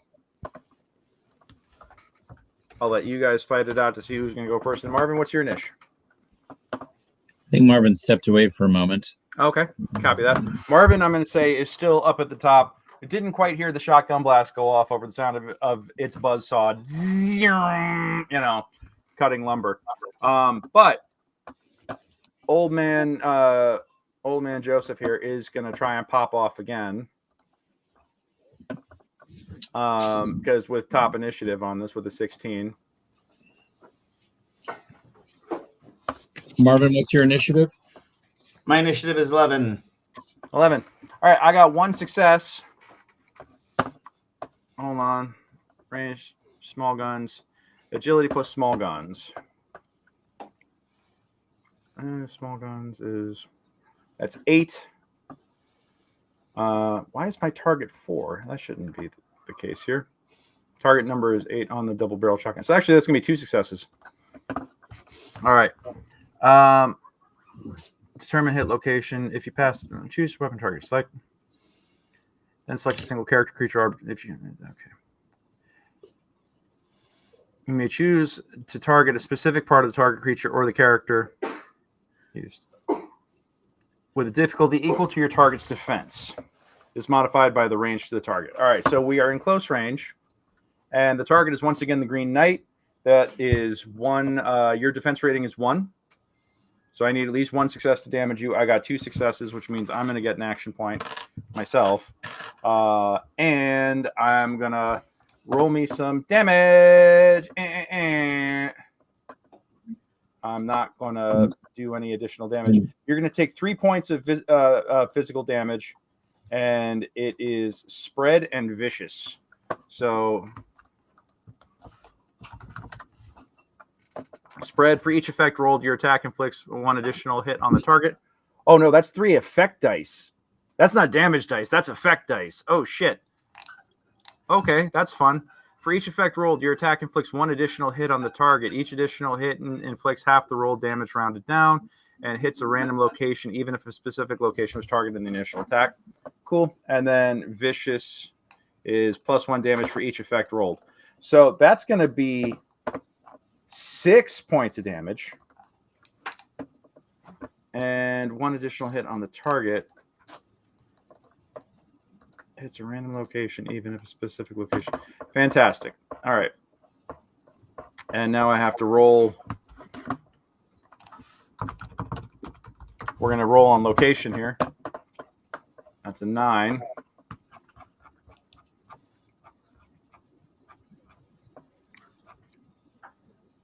Hit locations. 9, that's the left arm, but also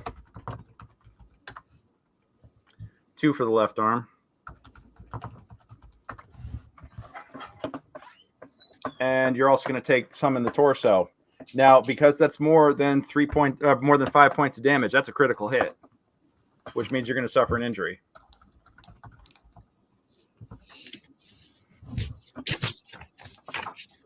What's your damage reduction?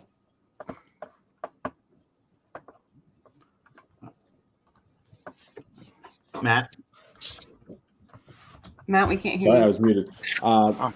Yeah, I have damage reduction on my left arm and torso of 1 physical and 1 energy from my arm. Okay, fantastic. So in that case, that's going to bring it down to 4 points of damage as opposed to 6. So that means you are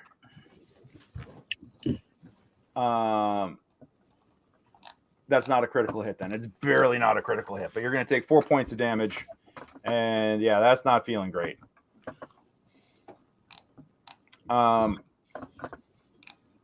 Cool. Alrighty then. In that case, that is it for old man Joseph. Bailey, it is your turn. What do you want to do? Okay. Is it possible for me to aim? Yes, you can call your shot and aim. Where do you want to aim? I would like to aim to the arm holding the trigger. Okay. Got it. All right. So that's going to be the right arm. Okay. Let's see. Yeah, go for it. Go on ahead. And that is defense is going to be 1. So that's going to be, you got to get 2 successes in order to hit the left arm or the right arm. Okay. Yeah. If you want to start burning action points, this is a good time for that. You guys currently have 5 in your pool. And what happens if I burn an action point? Right now, you can. D20. Yeah, you can burn 1 action point to get 1 extra die on this roll. You could burn 3 action points for 2 extra dice on this roll. I thought it was 1 action point for each die. I thought if you did 3, you get for damage. But if you Oh. want on your attack roll for extra successes, it's 1. It's 1 for the first one, 2 for the second, 3 for the third. So a total of 6 action points to burn for 3 additional dice on an attack. Okay, I'm going to do 1. For an attack roll. Okay. Yeah. Cool. All right, so that means you're going to roll 3d20. All right, you One got success. one. You got 1 success. All right, I'm going to say that you hit. You did not. Your called shot didn't work, so I'm going to roll a random location. But you beat the defense. That's going to be Okay. 6.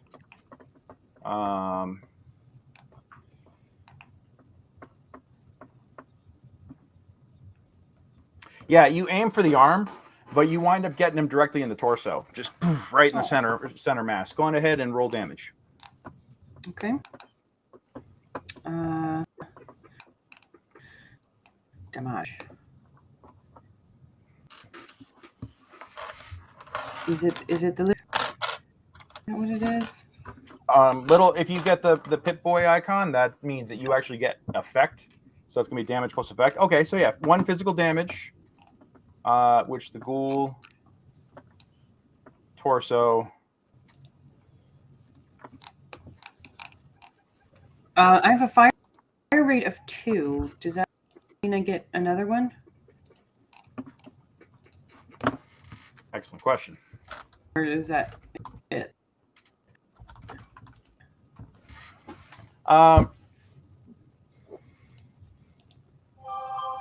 You can shoot twice in the same round, adding 1 damage to your 1 damage die to your roll if you want.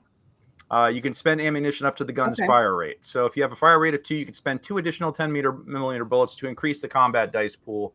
An Institute laser rifle has that's an example. Okay, so yeah, you can roll 1 more damage die if you want.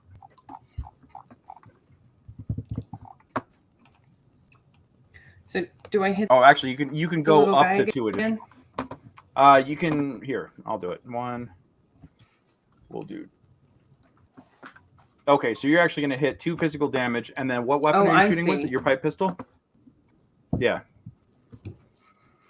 So you're going to get 2 physical damage. Mm-hmm. Pipe gun. Pipe gun, and did it have any properties or anything like that? Oh gosh, I keep hitting I'm pulling up your pipe gun. Close quarters, unreliable. Unreliable. 38. I don't know. There's not much else to it. Not as much fun as the baseball grenade, I'm sure. Yeah. All right.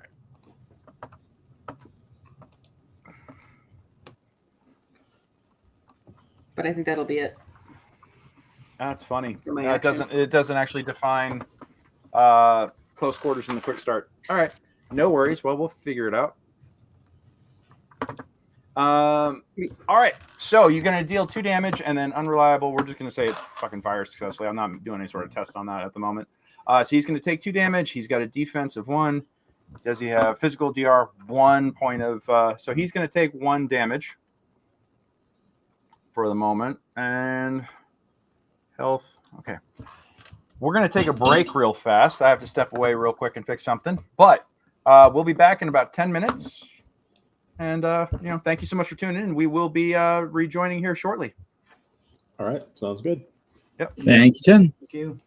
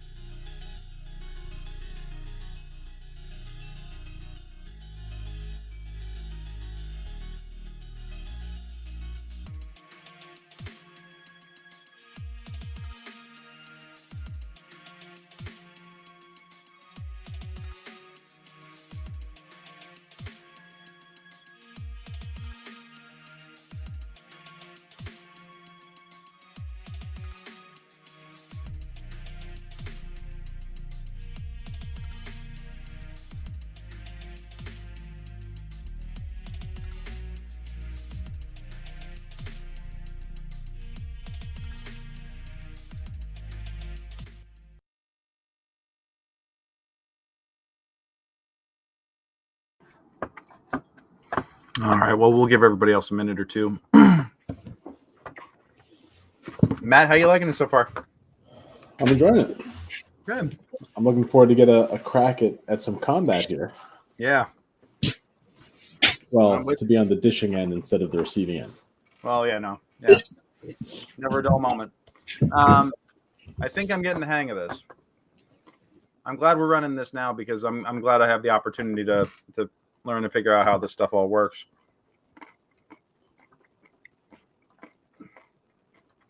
All right. Well, we'll give Anton another minute or two, but in the meantime,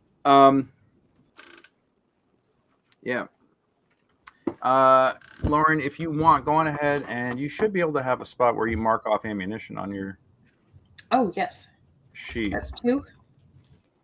3. I shot 2, right? 3. Yeah. 3 because the fire rate's for additional, I think. So. Okay.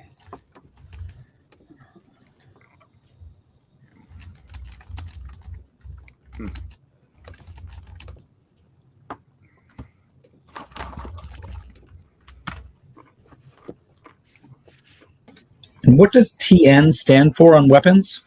Target number. So you have to roll lower, equal to or lower than for a success. So is that the turn? So it's already auto generating that for the weapon plus like your skills, or I had to switch off my primary stat and back to get mine to show the real number. It was showing the wrong numbers. I had to get that to do that a couple times for it to display the correct one. So if they seem really low, yeah, they aren't matching the PDF character sheet. I had to mess with it a couple of times to get it to auto-populate correctly. Good. And then do you just click on the weapon name to use it and roll it? Yeah, that's what I did with the shotgun. Okay. Yeah, this is just a test. Mm-hmm.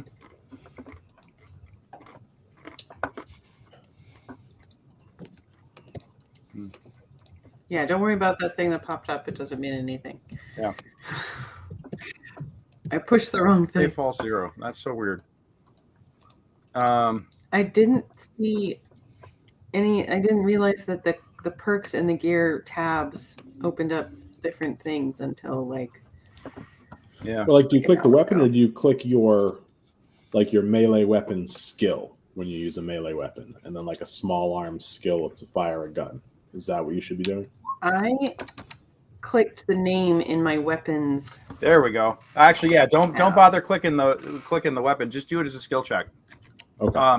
Because your attack roll for a small gun is going to be agility plus your small gun skill. Then it'll do it correctly. Yeah. Okay. Just wanted to make sure. All right. So we'll pick it back up. Lauren, you pop off, bat, bat, bat, and hit him 3 times in the chest. As a ghoul, he seems to soak it up a little bit. There's no blood or anything, so it's a little but you've grown used to seeing, your fellow ghouls not bleed when they get attacked, but it is still just like a little like son of a bitch. It is annoying how like tough these your kind can be in a fight. So you got to like start working on your groupings a little tighter. Cool. So with that, next up, Marvin, what is your initiative? Because we got 11. 11. Got it. All right. So we got Green Knight, we got Hazel, and we got Marvin. All with 11.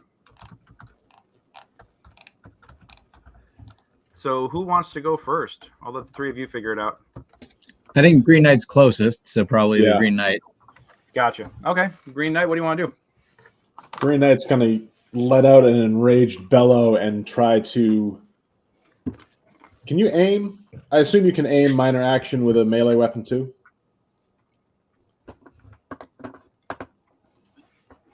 Yeah, you know what? I'm going to say so. Okay. I want to try to take off the arm holding the shotgun. Okay. All right, go for it.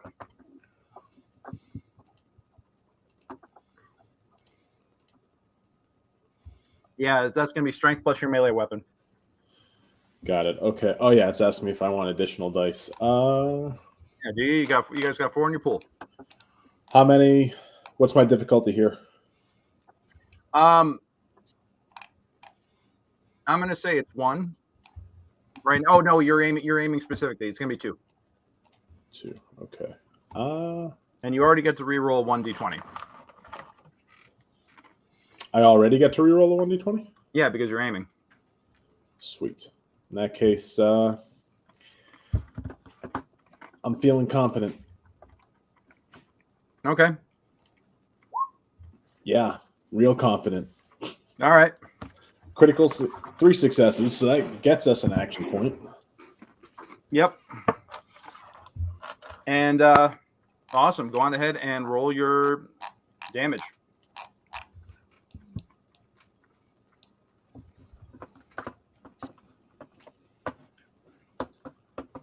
Ancient Claymore 5th. Jesus. All right.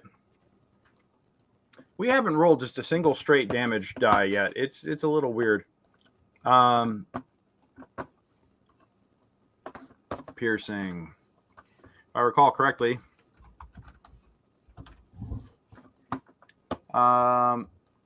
Laser gun is a damage rating of 4 with the piercing 1 damage effect.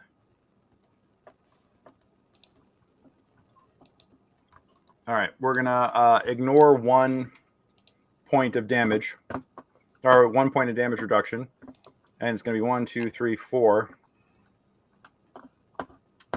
Now,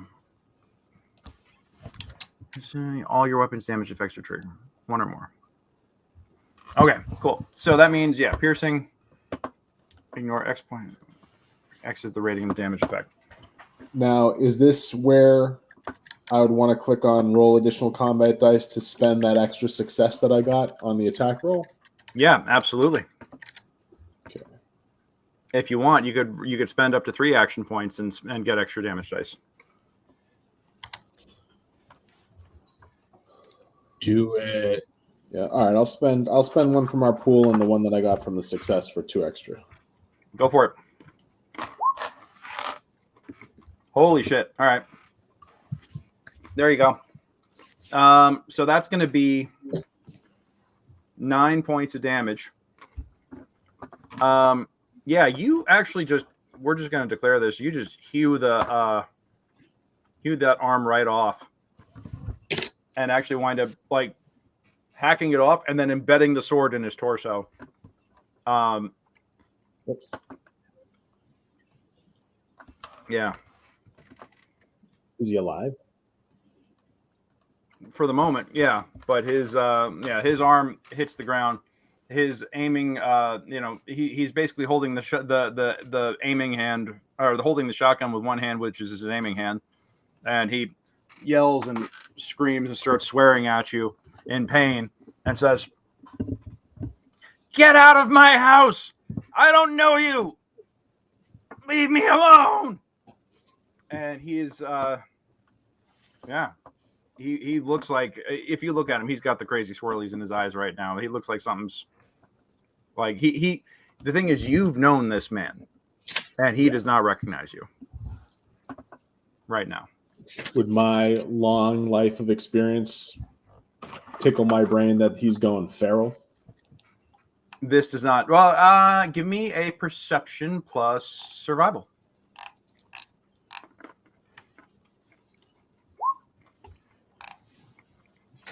Yeah, seems legit. You think he's just gone straight up feral at this point. Yeah. If everybody else wants to make a perception, I'll allow that. Could I do intelligence and medicine? Yes. Since, Yep.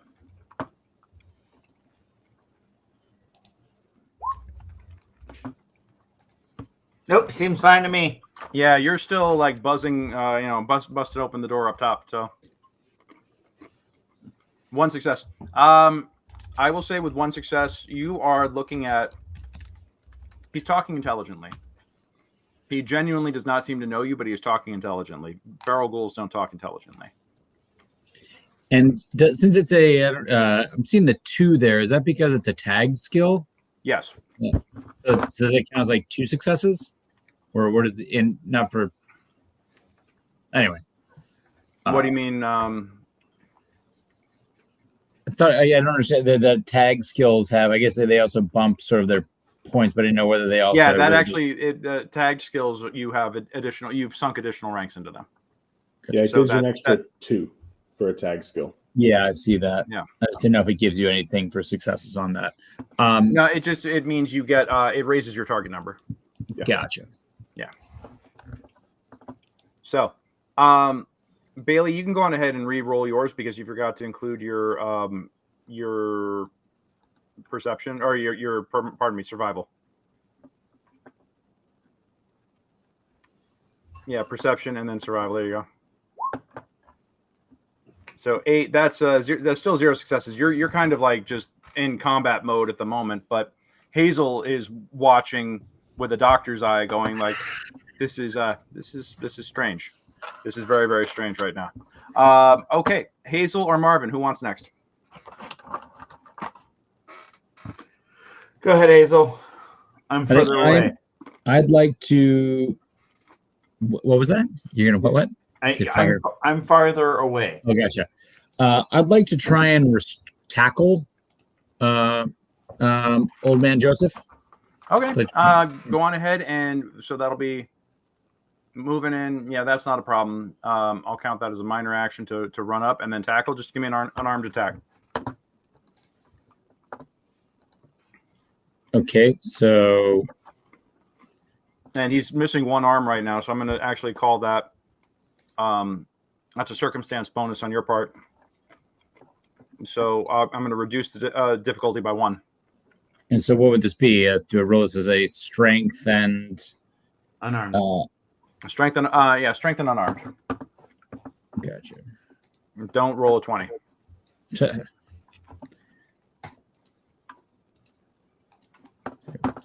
Oh, you know what else you can do? On your skill tab under the special column, you can actually change the special it's going to roll with it. If you don't want to go through the little dice button at the very top.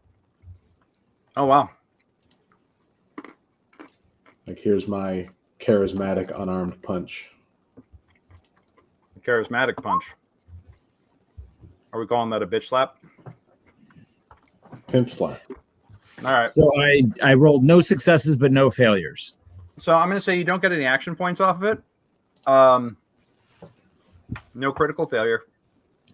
You do manage to embrace, kind of like tackle them and get them to the ground. Yeah. And you are currently. Oh, actually, yeah. He's gonna get a chance to escape from you at his turn, and that'll be an opposed roll. Fantastic. And Marvin. Okay. I come down to where the fighting is. Mm-hmm. Do a quick look and see what's happening. Mm-hmm. I see one of his that Hazel has tackled him. Mm-hmm. Is he to the ground? Yes. Is his other arm open? No, it is like Hazel has wrapped herself around the old man and swept him to the ground. So, like, currently kind of like on the ground, pinned and embraced. Embraced. Okay, so there's no... What could I get my buzzsaw at? I mean, you can aim for a leg. If you get a critical failure, though, you're going to hit Hazel. That I accept those terms. All right. Sorry, Marvin. You know this person. Yeah, I'm not trying to kill them. I'm gonna, I'm just gonna disassemble their combat capabilities. Yeah. All right. Marvin comes floating in like a torture droid on the Death Star, interrogation droid on the Death Star, with a buzzsaw going. Hey, all right. I'll take 3 successes. Okay, roll damage. All right. Okay, how do I roll damage? And you're aiming for a limb, right? Yes, the leg that is opposite the shotgun. Got it. Okay, go for it.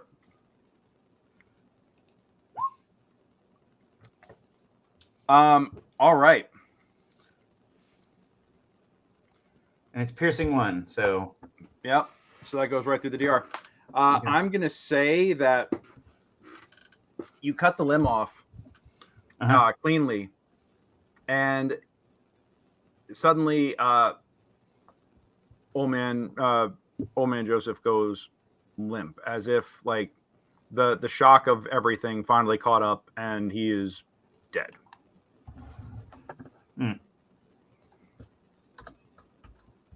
Getting shot, getting tackled to the ground, and then having not one but two limbs lost in like seconds.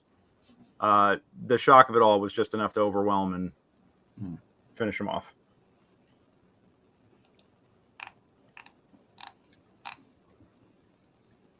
Maybe I should have pinched him.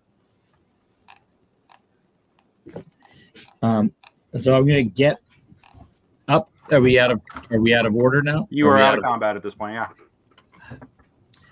Marvin, I'm going to have to look at your programming. We were trying to talk with him. You killed him, sir. Or it. What am I saying, sir? I'm going to check. Can I check to see if he can use my medical skills to see if he is deceased, if there is any? Yeah, go ahead and roll your medical.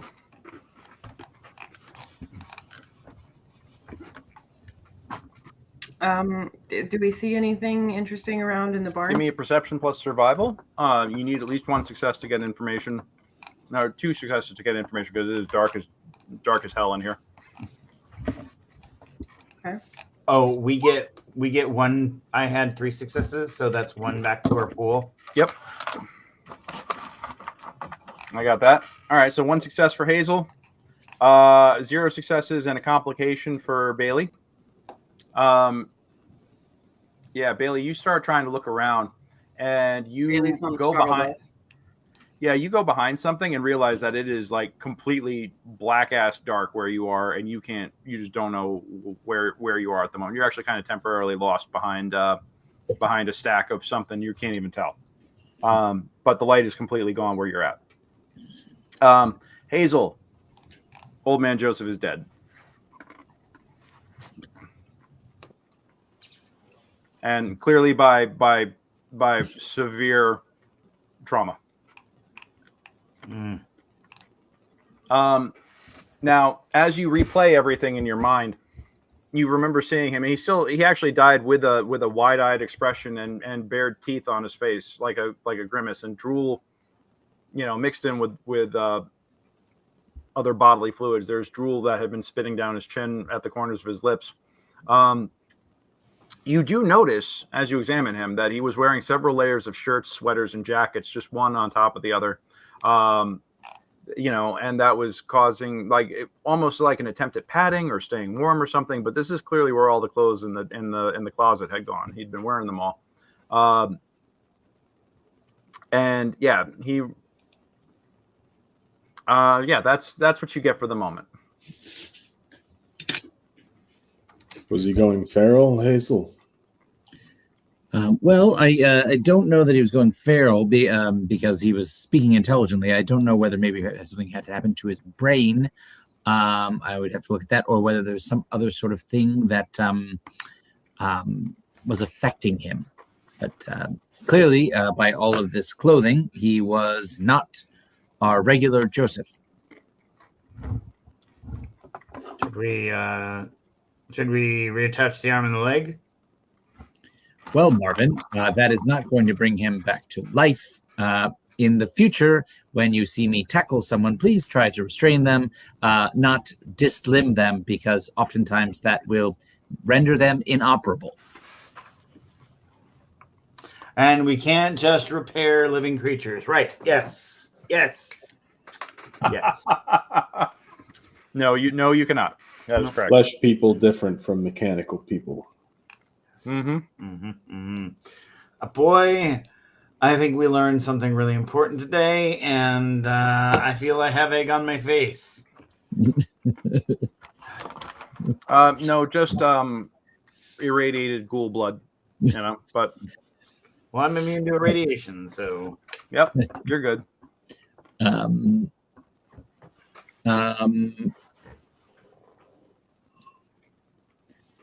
What are there any other buildings in their homestead? No, that was it. It was the house, the barn. There was the field, and then there was the generator. No, that's pretty much it. Well, I guess we're probably going to have to tell our findings to Jesse at some point. He's going to love this. Yeah, looking at the bottom of Joseph's feet, is there blood there from? Do they match the? Is there any blood on his feet? Yeah, his feet are covered in blood. His own and what looks, and you actually see bloody footprints leading directly up to where he was standing. And it actually looks like. Actually, give me a perception plus survival. And could we also look around to see what he shot at before that we heard? Yeah, that with the if you get 2 successes, I'll give you 2 separate important pieces of information. Let's see. So if anybody wants to assist, this Yes. is a good time to do that. I would like to assist. Who's got the highest perception survival target number? I have 2. I have 8. 8. Do I hear 9? I have an 8, but I think doesn't Marvin get a reduced difficulty? Okay, so he'll Yeah. get 2 pieces of information for the price of 1. Yeah. Oh, All right. Do not send it directly to the game master. And You got to get at least 1 success in order to have assist work. No. and I'd say roll another. I mean, yeah, we got points. Yeah, go ahead and you can burn some. You've got 4 action points right now. You can Yeah. burn 2 of them, or Yeah. you can burn 3 of them for 2 additional dice if you want. Yes. Go for it. I will do that. I am anytime here. Yep. All right, 1 success. Would anybody like to assist? Yes. Still doesn't. That's weird. That's multiple good. people assist or just one? Multiple can assist. All right, That's I'll try good to because assist. I only If needed. you're all investigating.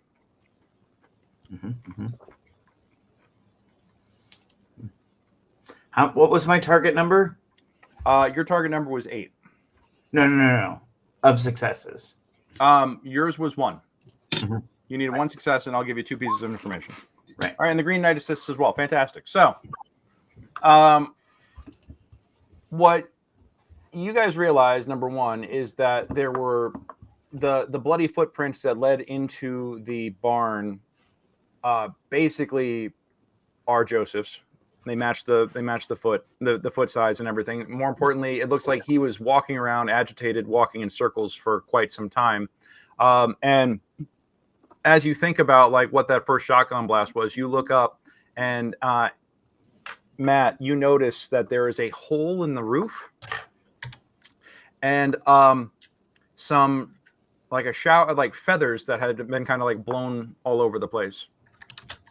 So it looks like that perhaps something avian had caught, had surprised poor Marvin, or not Marvin, had surprised poor Joseph, and Joseph decided to give it a both barrels, ruining the roof of his nice barn.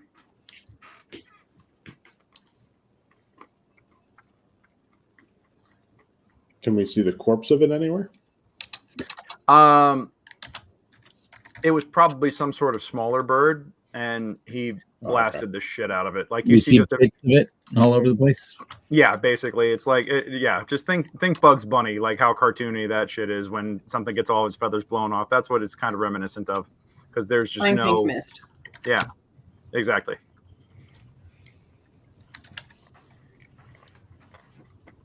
What do you guys want to do? If he wasn't feral, he seemed like he was not himself still. Yes, indeed. Is there anything on him besides all of his clothes? Well, let's examine him. Okay, you guys want to do? All right.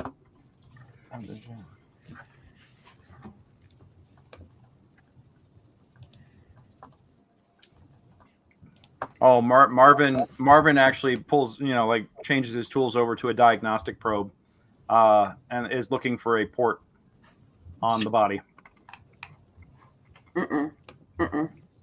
I'm actually looking for something that sticking out of his upper chassis that contains the CPU and the suspension stock. Yeah, you're gonna have a trouble finding that.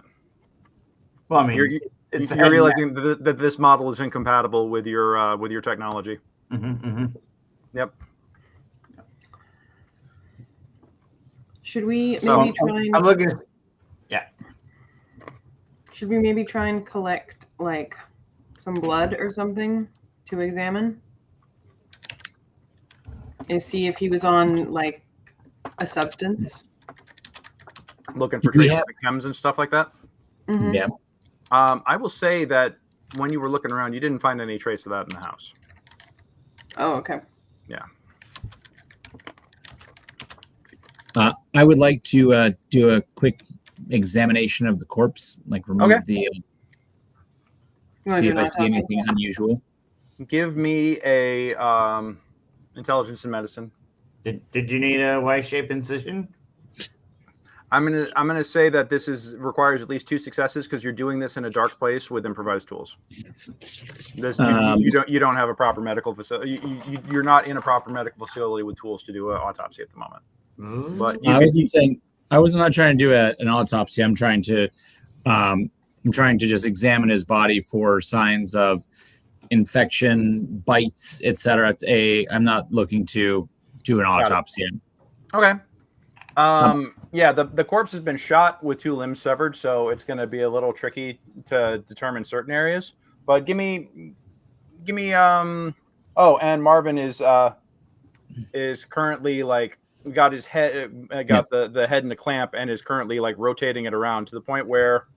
Marvin, please stop doing that and just provide light. You are not being helpful. You are hurting the investigation of information. Okay. Marvin, roll me a melee attack real quick. Because you're not exactly being gentle with this. Yeah. And roll damage.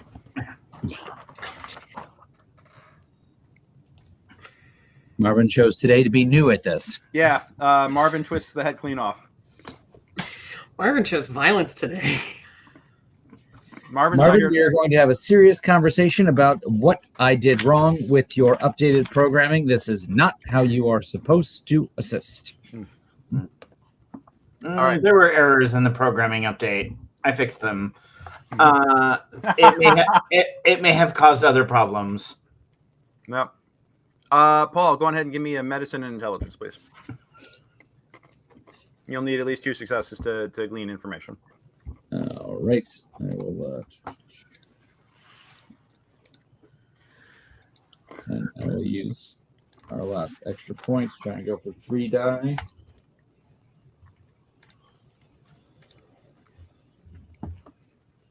One success. All right. Would anybody like to assist? I'm assisting. Yeah, go on ahead and give me an assist. Tell me how you want to assist. I'm providing light and I'm doing zooming in to get views that he can't see. Okay. Give me a perception plus medicine, please. Okay. Perception plus medicine. Sure. That's that's like your top tier skills, right? Perception's not bad, but medicine, ooh, no, not so much. All right, critical. All right, awesome. I would like to, because it was involving sight, I would like to bank both of those dice, please. You got it. All right, so now you guys have 3 in the pool. So you do not find any traces of besides the damage that you guys did and what it looks like to be bloody knuckles and blood on the body that is definitely not his. It looks like there was no external damage. You don't see any sort of, like I said, besides frothing around the mouth, which almost seems like, you would think it would be rabies or possibly going feral, but this doesn't seem to be like the right quantity or consistency of it for that kind of like what you would find in a normal feral ghoul. This seems like something different. Also, the eyes are wide and bloodshot. And yeah, I mean, that like you don't find any obvious sources of injury or disease or bites or anything like that.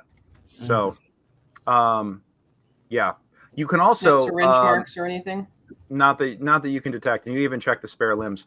Also, as you are looking at the body, I will say that you notice what looks to be some bruising over the on the forehead.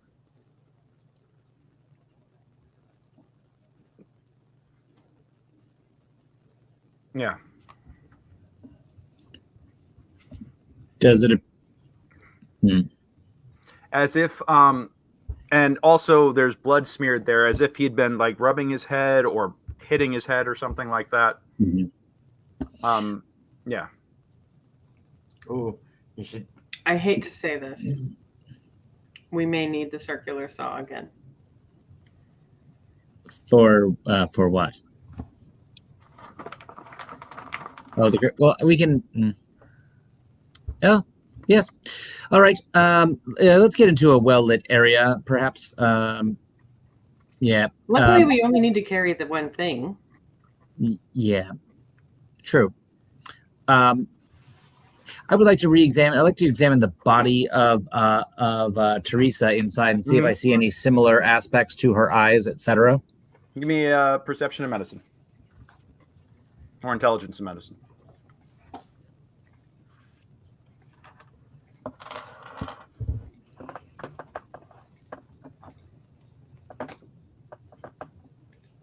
Two successes. Do you want to bank one, or do you want to answer two, or do you want two questions answered? I would like two questions answered. Okay. Hit me. Does her general appearance seem to mimic any of the aspects of Joseph?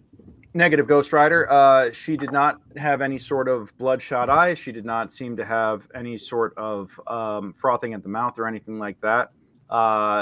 She's mostly just bruised and covered in blood, and looks like, yeah, that was. She does not show the same signs of stress as Joseph. Okay, and does she show on her body any sort of offensive wounds that would match the damage done to Joseph's forehead? I mean, you see some. I would say that you actually see a little bit of skin underneath the fingernails, but the hands aren't bruised like they've been punching. Okay.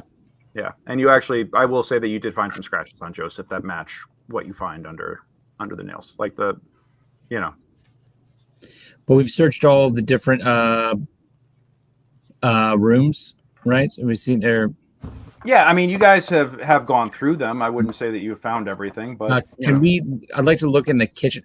I'm wondering if my working theory, and Bailey, telling me if you've seen this. I'm not thoroughly familiar with the physiology of ghouls, but have you heard? Is this could this be something similar to like a dementia in humans, or like a violent dementia? I know sometimes there can be some degradation over time with the ghoul. Does this track with anything that you've seen or heard of before? I mostly just know about when they go feral. Do I know anything about this? Give me a intelligence and medicine, or intelligence and science, if that's better for you. Okay. Intelligence and 2, 1 medicine.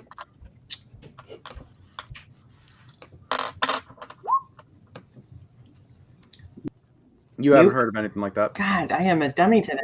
It's okay. I'd like to look in the kitchen to see if there's any, if there's anything strange in the refrigerator, etc., of the foods, anything that looks toxic, anything that looks like it gives anything that would make any of this make sense in terms of something that could cause a brain issue. I would say that everything else, like besides the fact that the drawer has been pulled out and the silverware is splattered all over the ground, clearly somebody was looking for a knife or something like that, and you actually do find a knife relatively close to Bailey's, not Bailey's corpse, Theresa's corpse. It looks like she got right after she grabbed something. But the food all seems to be normal food. I mean, everything is irradiated to some degree, which shouldn't bother a ghoul. But you don't find anything unusual. You don't find any chems. No chems in the house. They were not known users of anything, too. So, friends. I mean, the only thing I could think of then, as I believe Bailey you were speaking to, is to do a very careful craniostomy and see if we see anything there. Is anyone opposed? Yes, Marvin. I think for, safety's sake, I think that Bailey should be nowhere near the bodily fluids of the late farmer, and definitely not near the craniotomy. Fair. Yeah. All right. Why don't I go and I'll go talk to Jesse, I guess, then. I'd say wait for us. This should be pretty quick. I don't think Okay. Wandering anywhere waste at night, probably not so safe. This should only take but a moment. Can I make in a case couple there's any sort of makeshift infection. torches to help light this endeavor? Yes. are you guys going to do it right now? Right here? Yes. Okay. Go for it. All right. Are there any flashlights in the house? Can we find a flashlight? You do. Give me perception plus survival. Okay. Sorry, they've just not been going well for me. It's okay. Perception and survival. Oh man. Jesus Christ. I'm going to say that you go wandering My off. eyeballs fall out of my head. You go wandering off and just have no luck finding anything. Okay. You're gonna be gone for a while, just like looking around for shit. In the meantime, Anton is able to provide, or Marvin is able to provide a light source. Hi, Marvin. Yep. Marvin is able to provide a light source. What do you guys want to just do it right there? Yes. Marvin, are you able to very gently with your saw make an incision into the bone of the skull without just cutting all the way through?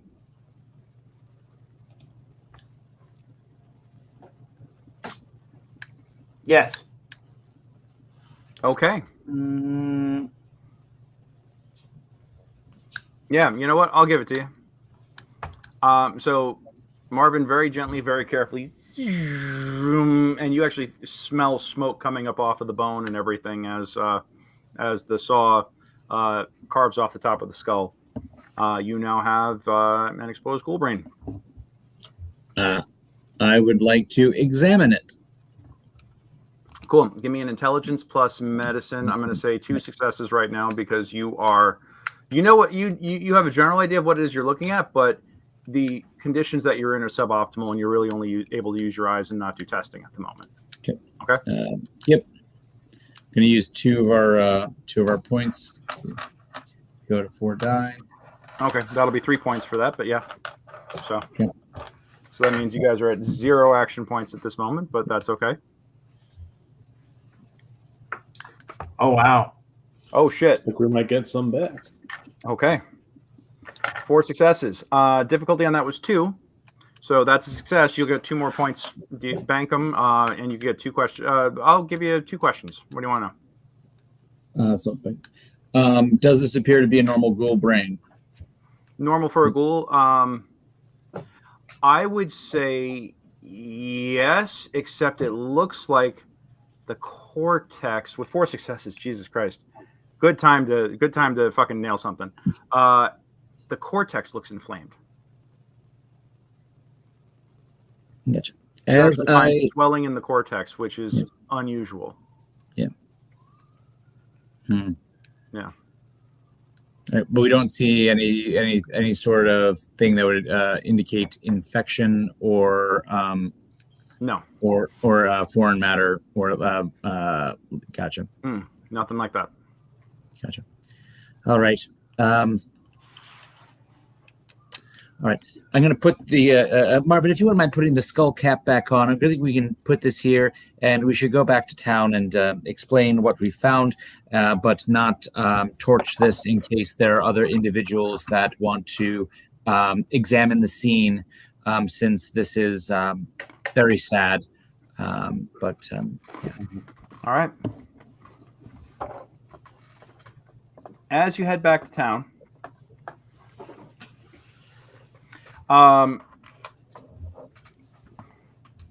your radio crackles to life again, and Jesse's like, "Hey, how's it going up there?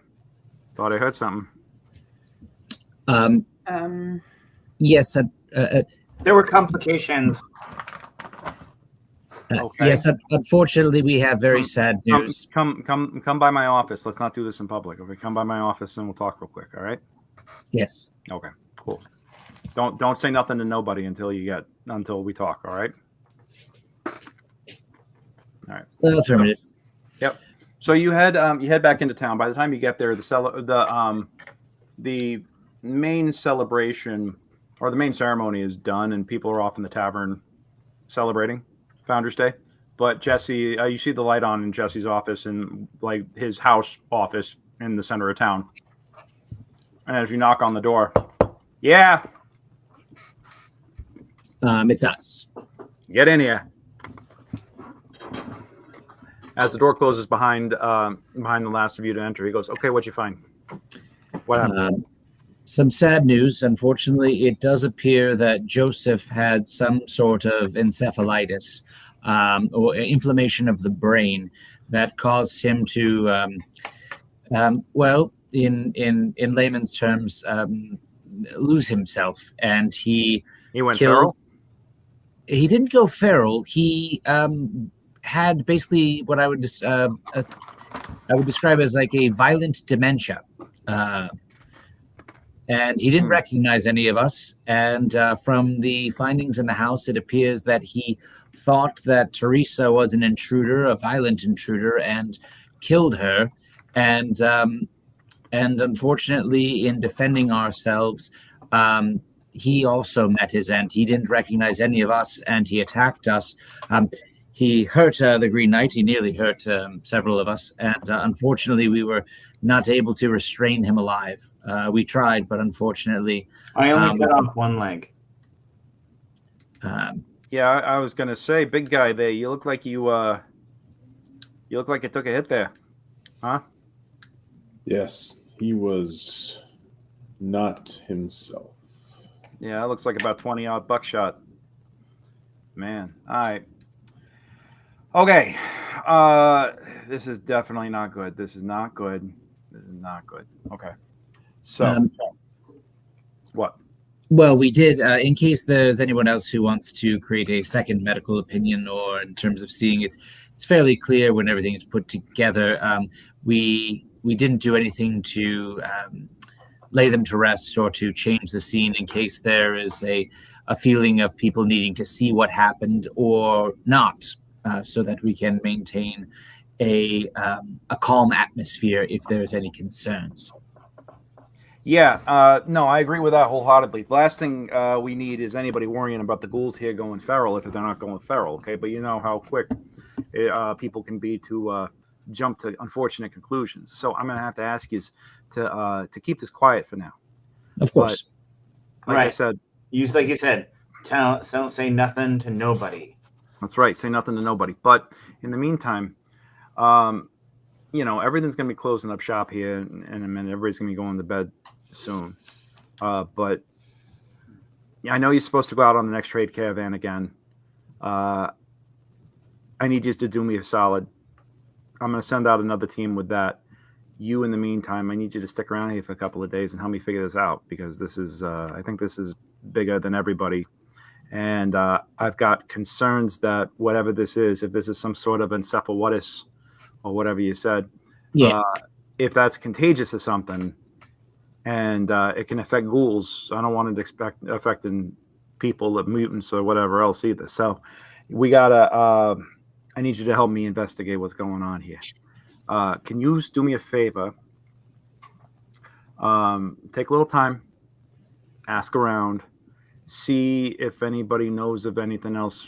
I've been hearing things that things have been getting weird, people being strange and forgetful and stuff. And I'm hoping that, but I don't know. It's all, there's a lot going on. Yes. There's a lot going on, he says as he rubs his forehead. It's just so fucking stressful, So what I'm thinking is that what you got to do is, what was I saying? Oh, you got to ask around. You got to ask around. Okay, so if you could do me a favor, go down to the pub, go down to, I don't know, town square. I don't know. Talk to people in the morning, see if there's any other weird shit going on. Get as much info as you can and figure out what's up. And so, Jesse, just to go back, it wasn't a problem that we burned the scene down after the wife killed the husband. Oh, you burned it? No. Look, I got to figure out how I'm gonna tell people, how I'm gonna tell everybody what happened here. Okay, I don't want anybody getting freaked out about ghouls or whatever else. We gotta just keep this on the down low for now. Okay. So don't say nothing to nobody about what you know or what happened. I need a day or two to figure out how I'm gonna handle this and but let me worry about that. Okay, you guys just go and focus on getting as much information as possible. So go talk to folks, and hopefully we get shit figured out soon here. Okay.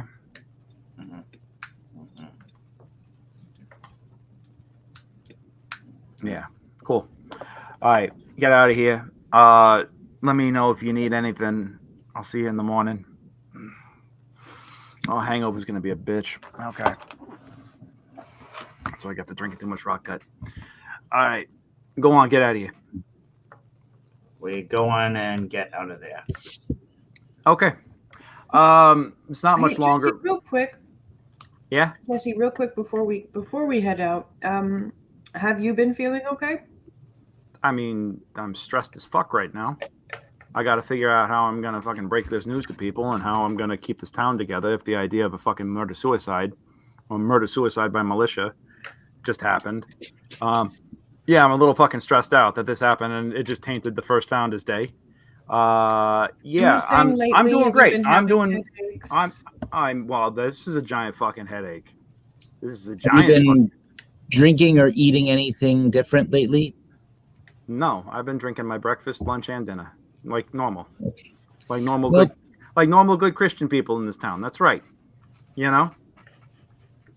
Whiskey a day keeps the rads away. You know how it goes. Okay. Yeah. The hell does that even mean, good Christian? And it's just a saying that my dad used to say when he said it was from before the war times, but I don't know nothing about nothing. Anyway, yeah, go on, get out. I gotta get some sleep.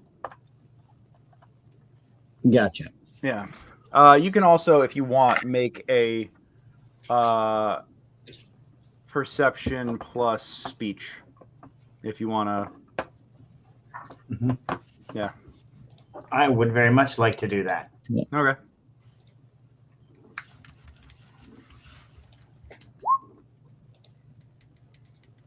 All right, Hazel's got 1. Marvin's got 2. I mean, he seems to be believing what he's saying, but you do see that, it's funny. When he rubbed his forehead, it's in the exact same spot that you noticed the bruising. Mm-hmm. That was going to be the thing that I was asking. Like, yep. That's what you guys noticed. He's forgetful, and he rubbed the same spot. Mm-hmm. Yep. So, and I don't know much about biological CPUs, but where would that equate to? Is that the same frontal lobe? No, I know, but I know that, but I'm just like, is that the same place that was inflamed? I wait until we're out of the room. Yeah. Oh yeah. Yes, that was my concern. We should probably, as we talk to people, maybe ask them some questions that might help determine if they've been forgetting things as well. Yes. And checking the food and water sources, as infections, etc., are some of the main or most common causes for that sort of, besides blunt trauma, etc., for that sort of damage. But it can happen from a number of different things. Especially if it's affecting not just ghouls, if it's affecting humans too. So night comes. You guys each retire to your individual quarters. The Green Knight, you take some time and pick the buckshot out of your arm and chest. Takes, about a good hour or so because he got you pretty good. But, eventually you feel like that the bird shot and the 20-aught is out at least. So, and you got half a bottle of rot gut that you pour on it to help sterilize it to make sure that it's not going to, infect. And you guys go to sleep. Morning comes. It's about 8 hours later. And you're well rested. So you have 2 bonus hit points for sleeping in your own beds rested. And as you emerge, the weather is, and meet up in the morning, the weather is cold. The streets are kind of empty. But you can tell that there's like a pallor and a somberness to the town. Just like, anybody that comes out, you hear people as they pass muttering about like, oh, did you hear what happened? About, impaled her in the wall. Apparently somebody said something to somebody, and it's very clear that bad news travels fast. And the rumors are already spreading. Matter of fact, Bailey, you do notice a couple of the your fellow human citizens of Greenchapel kind of giving you some side eye and muttering to each other as you walk about. There are 3 different areas that you guys can go and explore in terms of, talking to people and doing good impromptu interviews. There is the pub, there is the town square, and there's the trading post. And you guys are in the town square at the moment.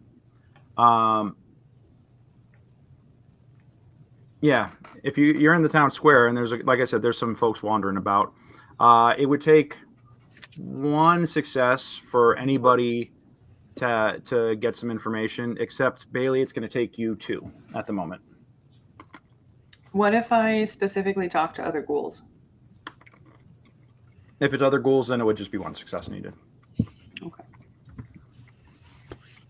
I'll do a charisma speech in the tavern. So you're gonna go into the tavern? Okay. Yeah. Cool. All right. In the tavern, in the pub. Inside of the pub is decorated with string lights and ancient road signs, decommissioned jukeboxes, and other memorabilia and Americana from, pre-war. There are a number of locals gathered around the bar. Conversation is somber, quiet. They're kind of hunched over their drinks. Now, there's New England drinking where it's just like, fuck you, let me drink. And then there's fuck you, let me drink with purpose because I'm upset about something. And this is very much the latter. People are even a little more cut off and isolated than normal. Bartender behind the bar is human. He's got long, shaggy hair, white dude with, kind of like scruff. He's, wearing a vest and, like almost like a camper vest, like one of the it's a little thicker, against the cold, but it's sleeveless, and he's got, long sleeve shirt on underneath it. What do you want to name the bartender? Clive. All right. So Clive is behind the bar, and he's got his jeans and work boots on, along with his long sleeve shirt and his zip up vest, and he's got a beanie on at the moment. He says, "Hey, close the door. You gonna let all the winter in here? Come on." In and out. I come in. Yep. Excellent. Come in and All close the right, door. all right, Atu, what do you want? What you drinking? Motor oil? Yeah. I'll pick my favorite of all poison. Basically nothing. Excellent. All right, here you go. What can I get you? I will do whatever you are most enjoying currently. What if I'm most enjoying currently? All right. Yeah, I got this. And he pulls out like a bottle of bottom shelf whiskey and pours a shot, and he puts it in front of you. He says, "Now, for you delicate book types, you delicate little flowers, you precious little thing, you might want to, sip that slowly." I'm just saying. I'm not saying. I'm just saying. And the folks at the bar kind of chuckle a little bit. You do remember I'm the one who reset your leg when you broke it, correct? If you want to get flippant with me, I can make sure to not use any sort of anesthesiology next time when you're hurt. But, just food for thought. Okay. All right. It was just a joke. Hey, baby, it was just a joke. How about you smile more? I prefer thoughtful food. Lauren's got the visceral reaction to that. Love you, sweetie. Sorry. Yeah. Hey, lighten up. It's a joke. Just smile, So, Yep. This guy's going to get his leg cut off when he's not looking. Yep. So, Anton, what were you saying? What was Marvin saying? I was going to say something else, but then this is the thing. Yeah. Where are we at? You're in the tavern. You're in the pub. No. But where are we in New England? Oh, Weston, Mass. There once was a bartender from Mass who would speak and be such an ass.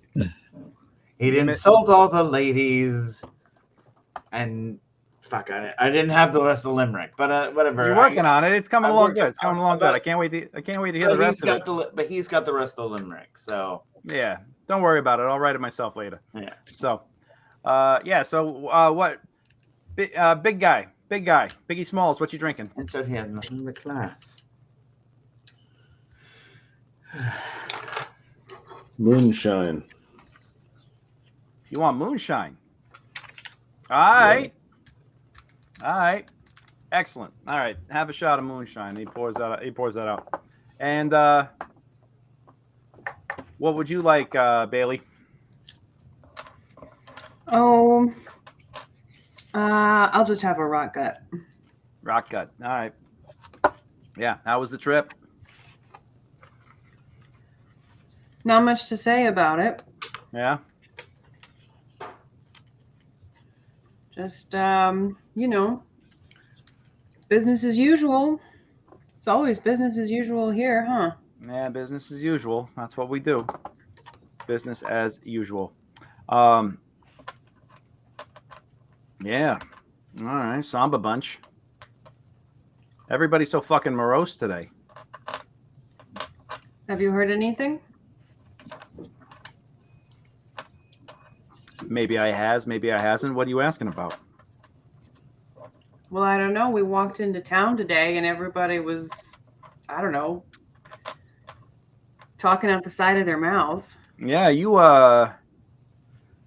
guys, you was just coming in late. You were supposed to come back last night. Didn't see you at Founders Day. What happened? We got a little waylaid by some business. Just got a bit delayed. By some business. Okay. Well, I wonder if your business is anything about the kind of business that I heard about. What did you hear about? Well, I don't know. I'm not ready to give that up, but right so easy. But how about this? I think we all know in vino veritas. So how's about we do a little bit of a drinking contest? If I win, you tell me what you know. If you win, I tell you everything. How about that? I accept the challenge. Robots don't fucking count. We don't serve droids here. How about you get the fuck out? I accept the challenge. You accept the challenge. Oh boy. I should have thought about this. I thought Pretty Little pretty little hole in the face here would have been the one to go for it. But if I'm going to take on the Green Knight, then I'm going to need some extra cheddar on this. I need some incentive. You know, this is almost like cheating in your pot. I slapped down a cap. Just one cap. All right. Well, don't forget each shot. We're gonna go shot for shot here. We're gonna do moonshine shot for shot. You're already one behind, but that one don't count. Okay. So it's 3 caps plus a tip for each moonshine. But yeah, fuck it. If you want to do it, rack them up and let's go. He puts down 3 caps for for himself. And gives himself a 1 cap tip, pulls it, and says, "See, I'm an honest man. I pay for my own drinks here." Pulls out the moonshine, pours himself a shot, pours one in front of the Green Knight. I lay down. I lay down 2 more caps. He gets no tip from me. Yeah, you're still 1 short there, C3PO. So you might want to try bumping it up a touch. I lay down the appropriate amount of caps. Excellent. Okay. So he pulls out a thing of motor oil and pours it in front of you and says, "There, let the adults do the real drinking." All right. Okay. So I need a Green Knight. I need a endurance plus speech, and I need 2 difficulties equal to 1 plus the number of shots they've had. So you've had 2. This will be your second shot. So that'll be 3 successes on this. Yeah. I should have done it. My endurance is not that bad. Plus speech. Yep. And you guys currently have 2 action points.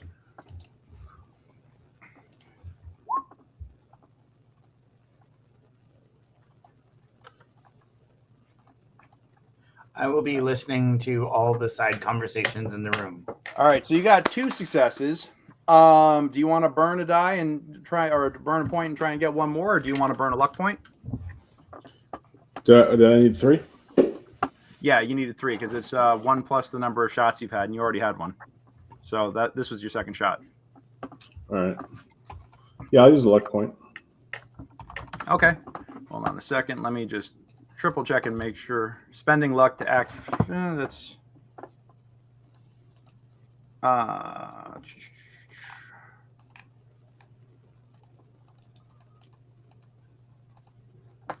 Gaining luck. Attempt a skill check to use luck and default that. What is your luck score? 5. Okay. I'm going to say that you actually. I'm going to reduce. I'm going to say that you burn the luck point, and you are. I mean, really, it's just the fact that you've got incredible size and you're an experienced drinker that I'm going to reduce the difficulty of this by 1. So instead of it being 3, it's only DC 2, which means that you succeed. And then I am going to. Oh, yeah. All right, ask a question.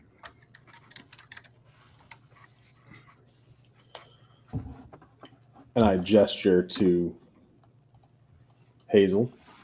Mm-hmm. No. None of this cheating shit. You got to ask the question. You're the one drinking. You got to, otherwise Twinkle Toes over here has got to be the one to do it. What bullshit do you know? What bullshit do I know? What are you talking about? People being morose. I know that Joseph went and offed his old lady last night and then offed himself and suicide by cop, and that it was you who did it. And now because he went feral. Yeah, that's what I mean. Word's getting around. I heard a guy from I heard it from somebody who heard it from somebody who heard it from I mean, nobody keeps fucking secrets in this town. So I know you guys did it, and that it was you had to put him down like a bad dog. I also know that Theresa was in here drinking the other night, and she seemed incredibly upset. Not last night, a couple of nights ago. And last time I saw Joseph, he walked in here, acted like he didn't even know me. I thought he was coming in here to settle his bar tab. He acted like he didn't even know me and took a swing at me when I told him I wanted him to pay me the money he owed me. And then he ran out of here.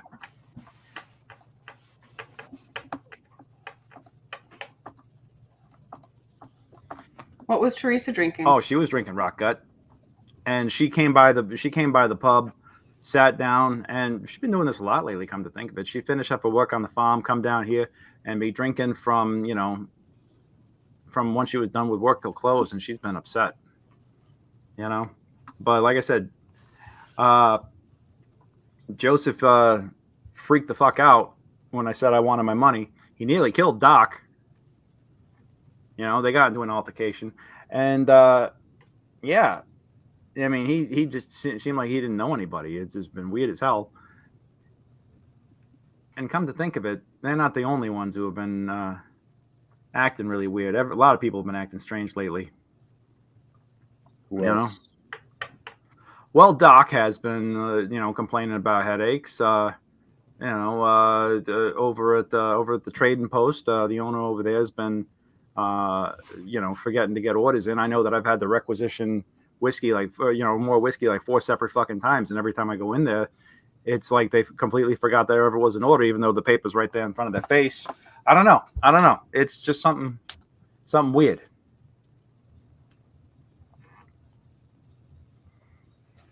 What does Doc drink?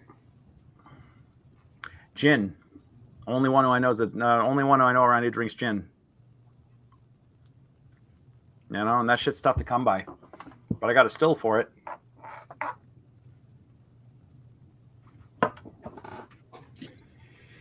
Have you been distilling everything that people have been drinking? No, it's all been imported. We have, it's all been getting brought in from other parts, other towns. You guys went and did the wide range, but that doesn't mean we don't have people going and doing booze runs. Are there any new sources of alcohol? Not to my knowledge, and I'm pretty much knowledgeable of everybody. It's all been the same guys we've been working with for years. I don't know. Any new faces in town? Nope. You're the freshest ones that we've seen. I don't know.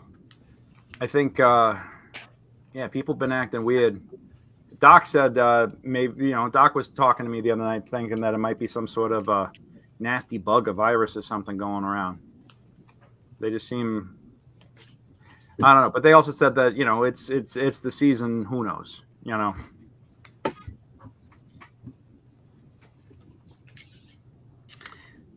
Do we see Doc anywhere in the... Doc is not in the pub currently.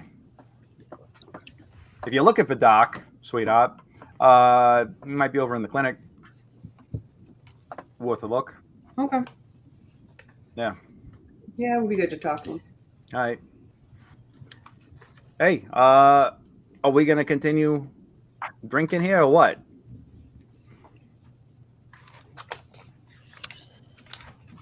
Did we get what we needed, Hazel? I think so. Until next time, and I take the shot and I throw it back and I smile. I'm like, delicious. All right. Your oil is rather crude, and delightfully unrefined. You're fucking welcome. And I just You fucking hot on. I walk off. All right. Okay, so you guys head out of the tavern. Where do you want to head now? I think to see Doc, right? All right, so you guys can head over to the clinic. Yeah. All right. Clinic is not too far. It's actually kind of a stumble from the pub. Not too bad, because most people wind up either coming from work to the clinic or from the pub to the clinic. So having the clinic nearby, it's a 1-story stark white building with a red cross painted on the sides of it. Looks to be simple brick and masonry with brown doors. As you go in the front, the doors are always unlocked during operating hours. You see lights on inside. You go in the front, and there's nobody in the front office. There's you come in, there's a sitting area, there's a long desk, and on the side of the desk where there's an opening where you can get behind the desk, there's also a door that goes further back, that leads into the examination rooms. This space is empty at the moment. One of the things that you do notice is that atop the desk in the sitting room are a pile of files. which would suggest that there is an alarming number of new cases of something. Nobody's in the room at the moment, so these files are unattended to. I am going to start looking through them.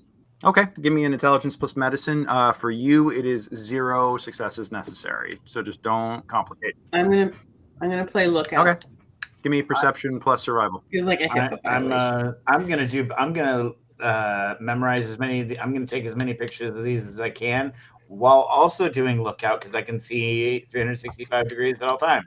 All right, go for it. So, Hazel, holy shit, just roll to assist Hazel anyway. Yeah. Anton or Martin.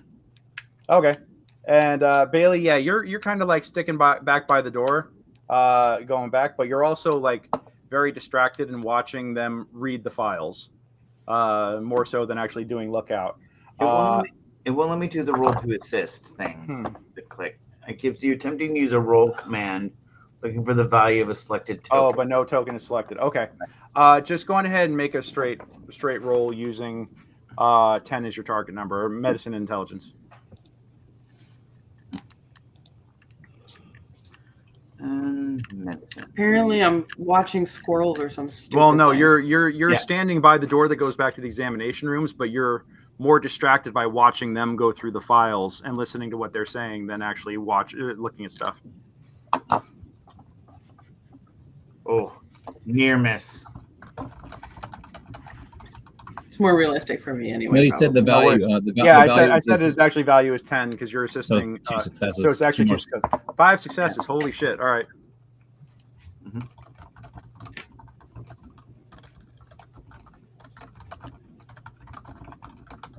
Okay, so you so 5 successes. You go through, and it seems like that there's at least a dozen cases of people reporting headaches, memory problems, bursts of irrational and emotional behavior, physical violence between people, assault cases and other violent cases of interpersonal violence are up.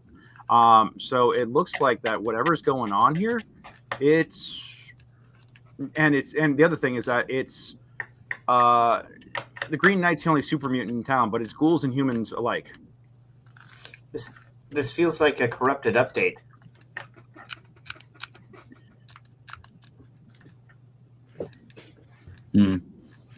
I mean, Bailey, give me another perception and survival, please. Okay. See if I can By the keep way, my eyes that on my guy head this time. that gave you 3 more successes. So.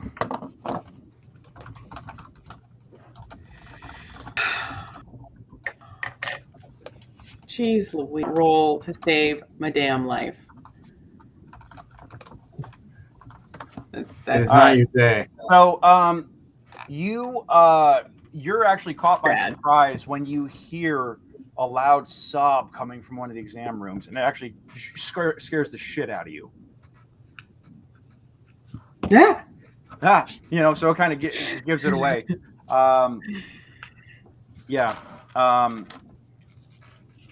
And you do hear, like I said, you hear what sounds like crying coming from one of the exam rooms down the hallway. You can't exactly tell which one, but there's somebody else in this building here, and they seem to be very emotional and upset. Yep.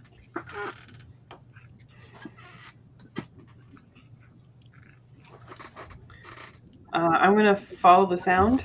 Okay. Cool. You look in the first exam room. The first exam room is empty, and it looks like it's actually been recently cleaned. The door was open. You're not quite sure which one it is. And is anybody else going down the hallway, or are you guys all still reading the files? How far into the files are we? You guys are. I mean, with 5 successes, you guys are in. Yeah, Matter of fact, I'm going to give you 5 action points for that. So you guys, your pool is maxed out currently. Yes. Yep. Green Knight can follow Bailey around. He's definitely not reading medical files. Because I can do lookout while doing this thing. Yep. So got it. So the two of you are going to stay back. You guys open up the room to this, the door to the second room, and it almost looks unoccupied. But as the door swings all the way open, you notice that there's a 7-year-old boy, child of somebody who lives in town, sitting there legs crisscrossed, sitting up on the bed, staring at the wall. And it's the wood craftsman kid, and he's just staring at the wall. His eyes are wide and distant. He is not crying, but he almost seems a little comatose, just unmoving and staring.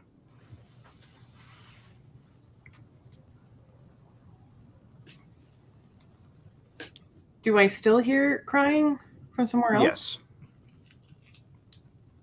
Okay.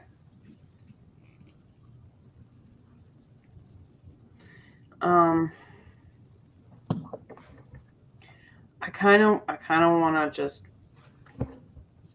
go close the door and Okay. Yeah. see if I can find the cry. All right. I don't have time for creepy children right now. Yep. You crack open the door to the third room, and the third room is empty. The sheets on the bed are stained with fresh blood.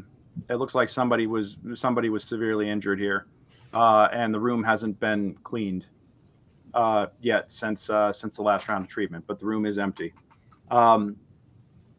And with this room being empty, there's only one room left, and you actually know this to be Doc's office. What is the doctor's name? Jasper. McGillicuddy. Jasper McGillicuddy.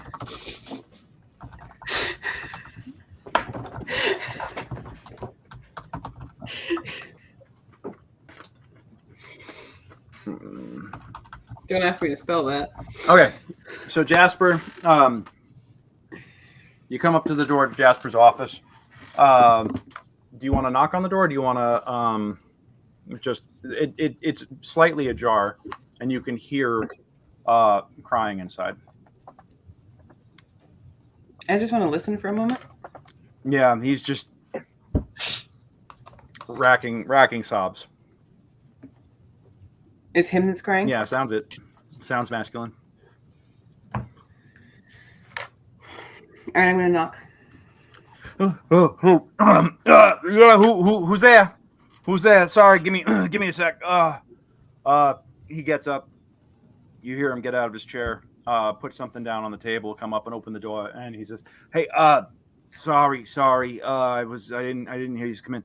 What's going on? What's the emergency?" His eyes are red and puffy. He's got a little bit of snot in he's got a big bushy white beard and mustache, and he's got a little bit of goop in his stash, and he's like, "Sorry, I just he looks like he's got his eyes are puffy and red, but he's also got like black ass rings under his eyes, like he hasn't slept in days, and he's got stress marks around his eyes. He's smells like he hasn't showered in a week.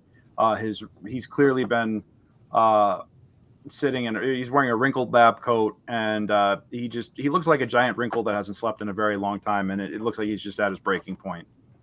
So, hey Bailey, I'm so sorry. I just what can I do for you? What seems? Well, I was wondering if there's anything we could do for you, because you sound a little like you're having a rough time. Oh, I mean, well, it's always a rough time. I mean, we're living in a fucking wasteland, so it's okay. I'm okay. You don't have nothing to worry about with me. I'm straight. I promise you. I need a nap. I gotta get some sleep. That's what I gotta do. But there's just so much fucking work to do here all of a sudden. There's. Do you need a hand? Do you need some help? I mean, I don't.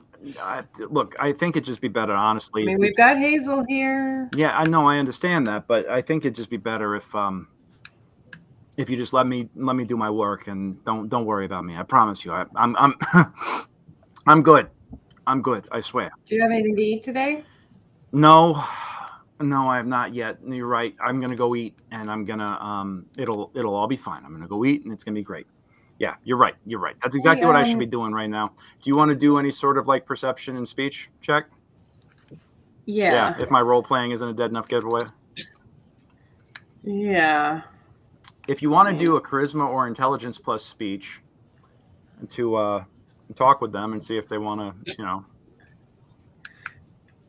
I mean, perception's better than those for me, but but to actually like get them to, as opposed to realizing that something's wrong, you can try and like persuade them to open up with an intelligence or a charisma. Oh, okay. Yeah. All right. Charisma plus speech. Yeah. Okay. Oh my. That's set. Okay, yeah, What? 15, 18. Bailey, you're really What? sweet. You know, I appreciate you. But you might want to. It's okay. I promise you. At this point, Paul, Anton, Matt, if the three of you want to jump in here and do anything, you'd have outstanding D&D rolls here, Lauren. I swear to God. You know. Well, I came back with Systems are Bailey, against so us. I think the Green Knight will kind of lean down and look at the dock and say, there's some bad things happening in this town, and we think it's connected. And I think you should tell us what you know before Okay. more people die.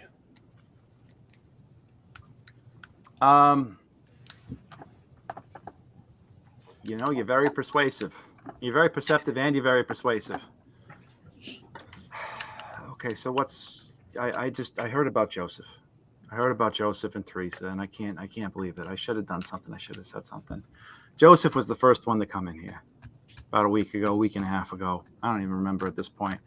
But he came in showing signs of memory loss and irrational behavior. Now, he wasn't going feral. His brain was swollen. Swollen. How do you know that? We cut his head open and looked. At this point, if Hazel, you want to come, rolling in. Yeah, I can. There is a saying: "Don't ask questions that you don't want answers to." Well, I want the answer to this one. How do you know that? Because there were clinical signs of encephalitis when we did a craniotomy to see whether the suspicion was accurate. Of course, this conversation never happened. Oh, who the fuck do you think I am? The medical board? I'm not going to pull shit on you. Don't worry. I'm just saying, you know probably more than anybody in this town how people can get wackadoo.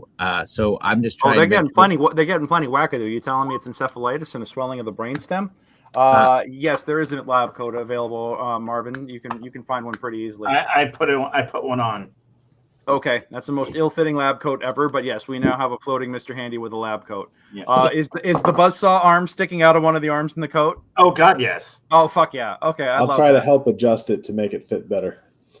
Yeah. Okay. So, oh my God, what is going on? If you're busy, should I take the patient in room 3? No. Let me. I don't know what's going on with that kid. I don't know. They're just not talking. They're just, and I go to talk to them, and they just look at me completely blank, and all they say is "who," like a fucking owl. I don't even know. So, look, over the past couple of days, there's been about a dozen cases, memory loss. Some of them have led to full-on psychotic breaks. People have disappeared. There's been murder, suicide. And now, now the kid's catatonic. I mean, this is becoming endemic here, and I feel like it's only getting worse. And I can't. And so you're telling me it's some sort of encephalitis? Well, working theory. I mean, it could be a number of different things. That clocks with what I was thinking too. I thought it was viral in nature because of its exponentially increasing rate over the last 2 weeks. But what? You're not the only one who did a craniotomy, and I actually did one with some equipment. You see the if you looked in the room next door here, you see that I still haven't had a chance to do the cleanup. But it's not viral. We cleared that once we really got in there. It's radiation, and it's some sort of new wavelength of radiation that we've never experienced before. It's almost like a radio signal, or some sort of yeah. But it's weird. It seems targeted. Ghouls? It's affecting everybody. It's affecting everybody if they hear for long enough. I mean, now I did some tests. And this is what I'm puzzling over. Okay, I think there's something wrong with the Garden of Eden, with the kit. I think there's something wrong with the kit. I feel like that there's something wrong with the cold fusion power generator, because I'm getting a weird ass reading off of it now that wasn't there before. Okay, and it matches the kind of radiation that would be. affecting people's brain stems, but it feels targeted. It feels specific, and like it's. I don't even know, but I can't get into the generator because the generator is what's keeping the town online. I can't take this thing offline. It'll take down the whole town. If we turn it off, it's the only. I mean, if we turn off the GEC, the whole town goes away. Basically, you can't turn that shit back on. But apparently, what's been keeping us alive is now what's starting to kill us, and this is not how it's supposed to be. Is there any evidence one way or another that Radaway is assisting in terms of this? Tried that. No, nothing. But I mean, here's the thing. I'm good at bodies. I'm not good at tech shit. You're good at tech shit. You got to go look at the GEC. Yeah. Can I do an intelligence plus science test to see if this makes any sense at all? Yeah. Okay. Thank you. Is there any connection between the people who've been showing symptoms, or is it just it's random? people who live in town. It also sounds like are there other super mutants in town? No, we established the Green Knight's the only super mutant. Yeah. Well, that's not good. Yeah, no. Look, you know how to fix. You know the technical shit. Go take a look at the GEC, at the power generator, the cold fusion power generator. Let me know if you get anything weird off of it. But there's something. I think there's something coming out of there that's causing some problems here. That makes sense. And with the Green Knight and Marvin, neither of them should be terribly affected by being close to the radiation. So Yeah. That is working on our advantage. I'm immune to radiation. Well, That's I right. thought say that I way. was. But normally people who are immune to radiation are getting fucked up by this thing. So let's not make any assumptions here. That is a very good point, Doctor. I don't have a brain to swell. No, you've just got somebody hacking your code together. Okay. Well, go look at that. I'm gonna keep working the bio angle just in case, but there's nothing viral here. This is and the thing is that it's targeting the memory stems.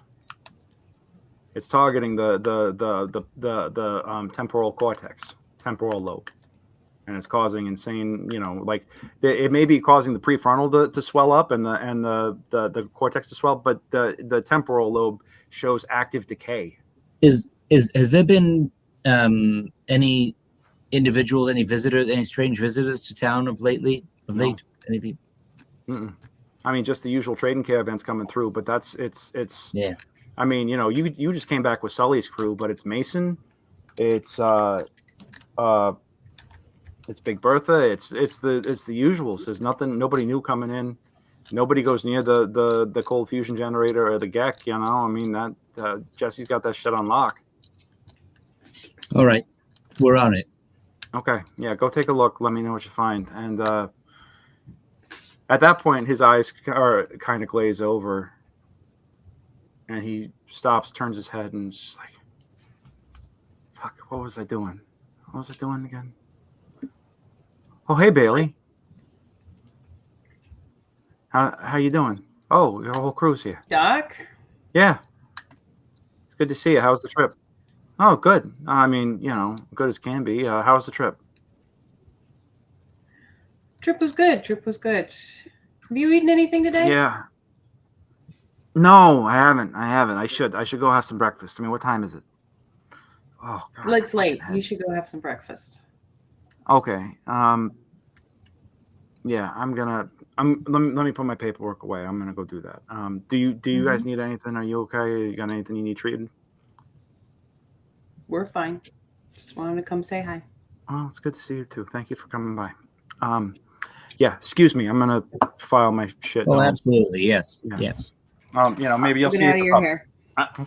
Yeah. I'm gonna go in and check on the kid in the other thing. Okay. Doctor, You're gonna go do that. Yeah. You go floating in. Keep the sawzall off the kid, okay?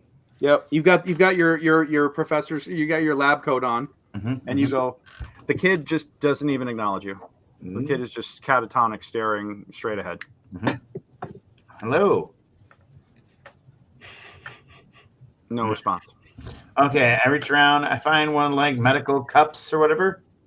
Mm-hmm. I find a vessel, and I'm going to pour out a measure of purified water into the cup. Okay. Because I get to do that once per game session. Okay. And let me read this real quick just to make sure that I know I'm doing it right. While you're looking that up, as you guys are heading back to the front, you can actually hear the front door of the clinic open. Yeah. And you hear 3 or 4 sets of footsteps enter. Okay. Yep. Yeah. I basically take, the dirt, 2 of the dirty water that I have stored in my body, and I purified it into, and then once per scene, I can purify 2 things of water. So basically the water I've stored, I dispense it as pure water into the cup for the kid. Okay. The kid is completely glazed over, doesn't acknowledge it. Okay. What about the rest of y'all? You guys going towards the front? Or are you hanging out? Okay. I am. Goes up? Okay. Bailey goes out, and then Hazel and Green Knight? Yep. Yeah. Okay. You guys all come around the corner, and you see Jesse standing there with a couple of his guys. And he looks at you guys and nods.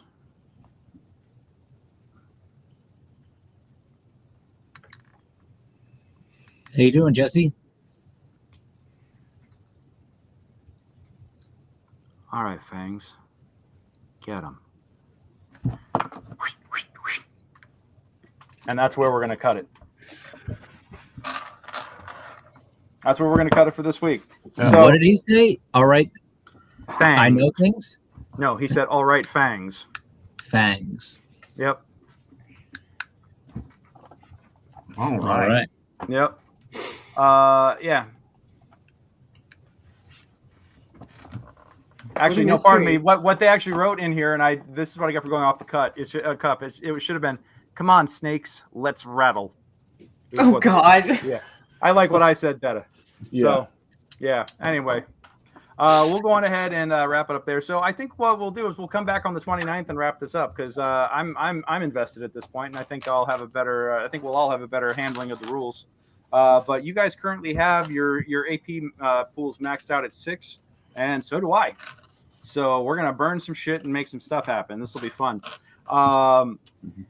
Maybe next time I'll roll better. Jesus. Yeah, right. For real. All right. Okay, what you need to do in between now and then, you need to just roll them 100 times, and then sacrifice a chicken sandwich, just like smudge my computer with sage. Yeah. 100%. Yep. Absolutely. Like, Alrighty. Well, hey, thank you so much for for tuning in and joining us tonight, guys. We did have some folks watching on Facebook and YouTube this evening, so thank you so much for tuning in. Really appreciate you. Hope you had fun. If you want to play this or any other Fallout adventure with me, shoot me a message. Go to gmgreg.com and find me on there. gmgreg.com. Come on, there we go. Show up. Aha. Yep, that's where you can find me and book me to run games for you. I actually have 3 separate in-person sessions coming up over the next 2 weeks. I'm incredibly excited for all this stuff. So if you are in Southern California, specifically in LA, but I will travel for a small fee, I'm available to run games in person, whether they be D&D, Fallout, any other game system I run. Just let me know what you want, and I can probably make it work. But I'm available, so you can reach me through gmgreg.com. And in the meantime, Brutes, always a pleasure. I love playing with you guys. Thank you so much for diving in on a new system with me tonight. And in the meantime, we will be back in 2 weeks. We're not here next week, but we will be back the week following. Until then, I hope you are good to yourself. You're good to each other. Take care of yourselves. And until we see you again, roll them ones. All right. Good night.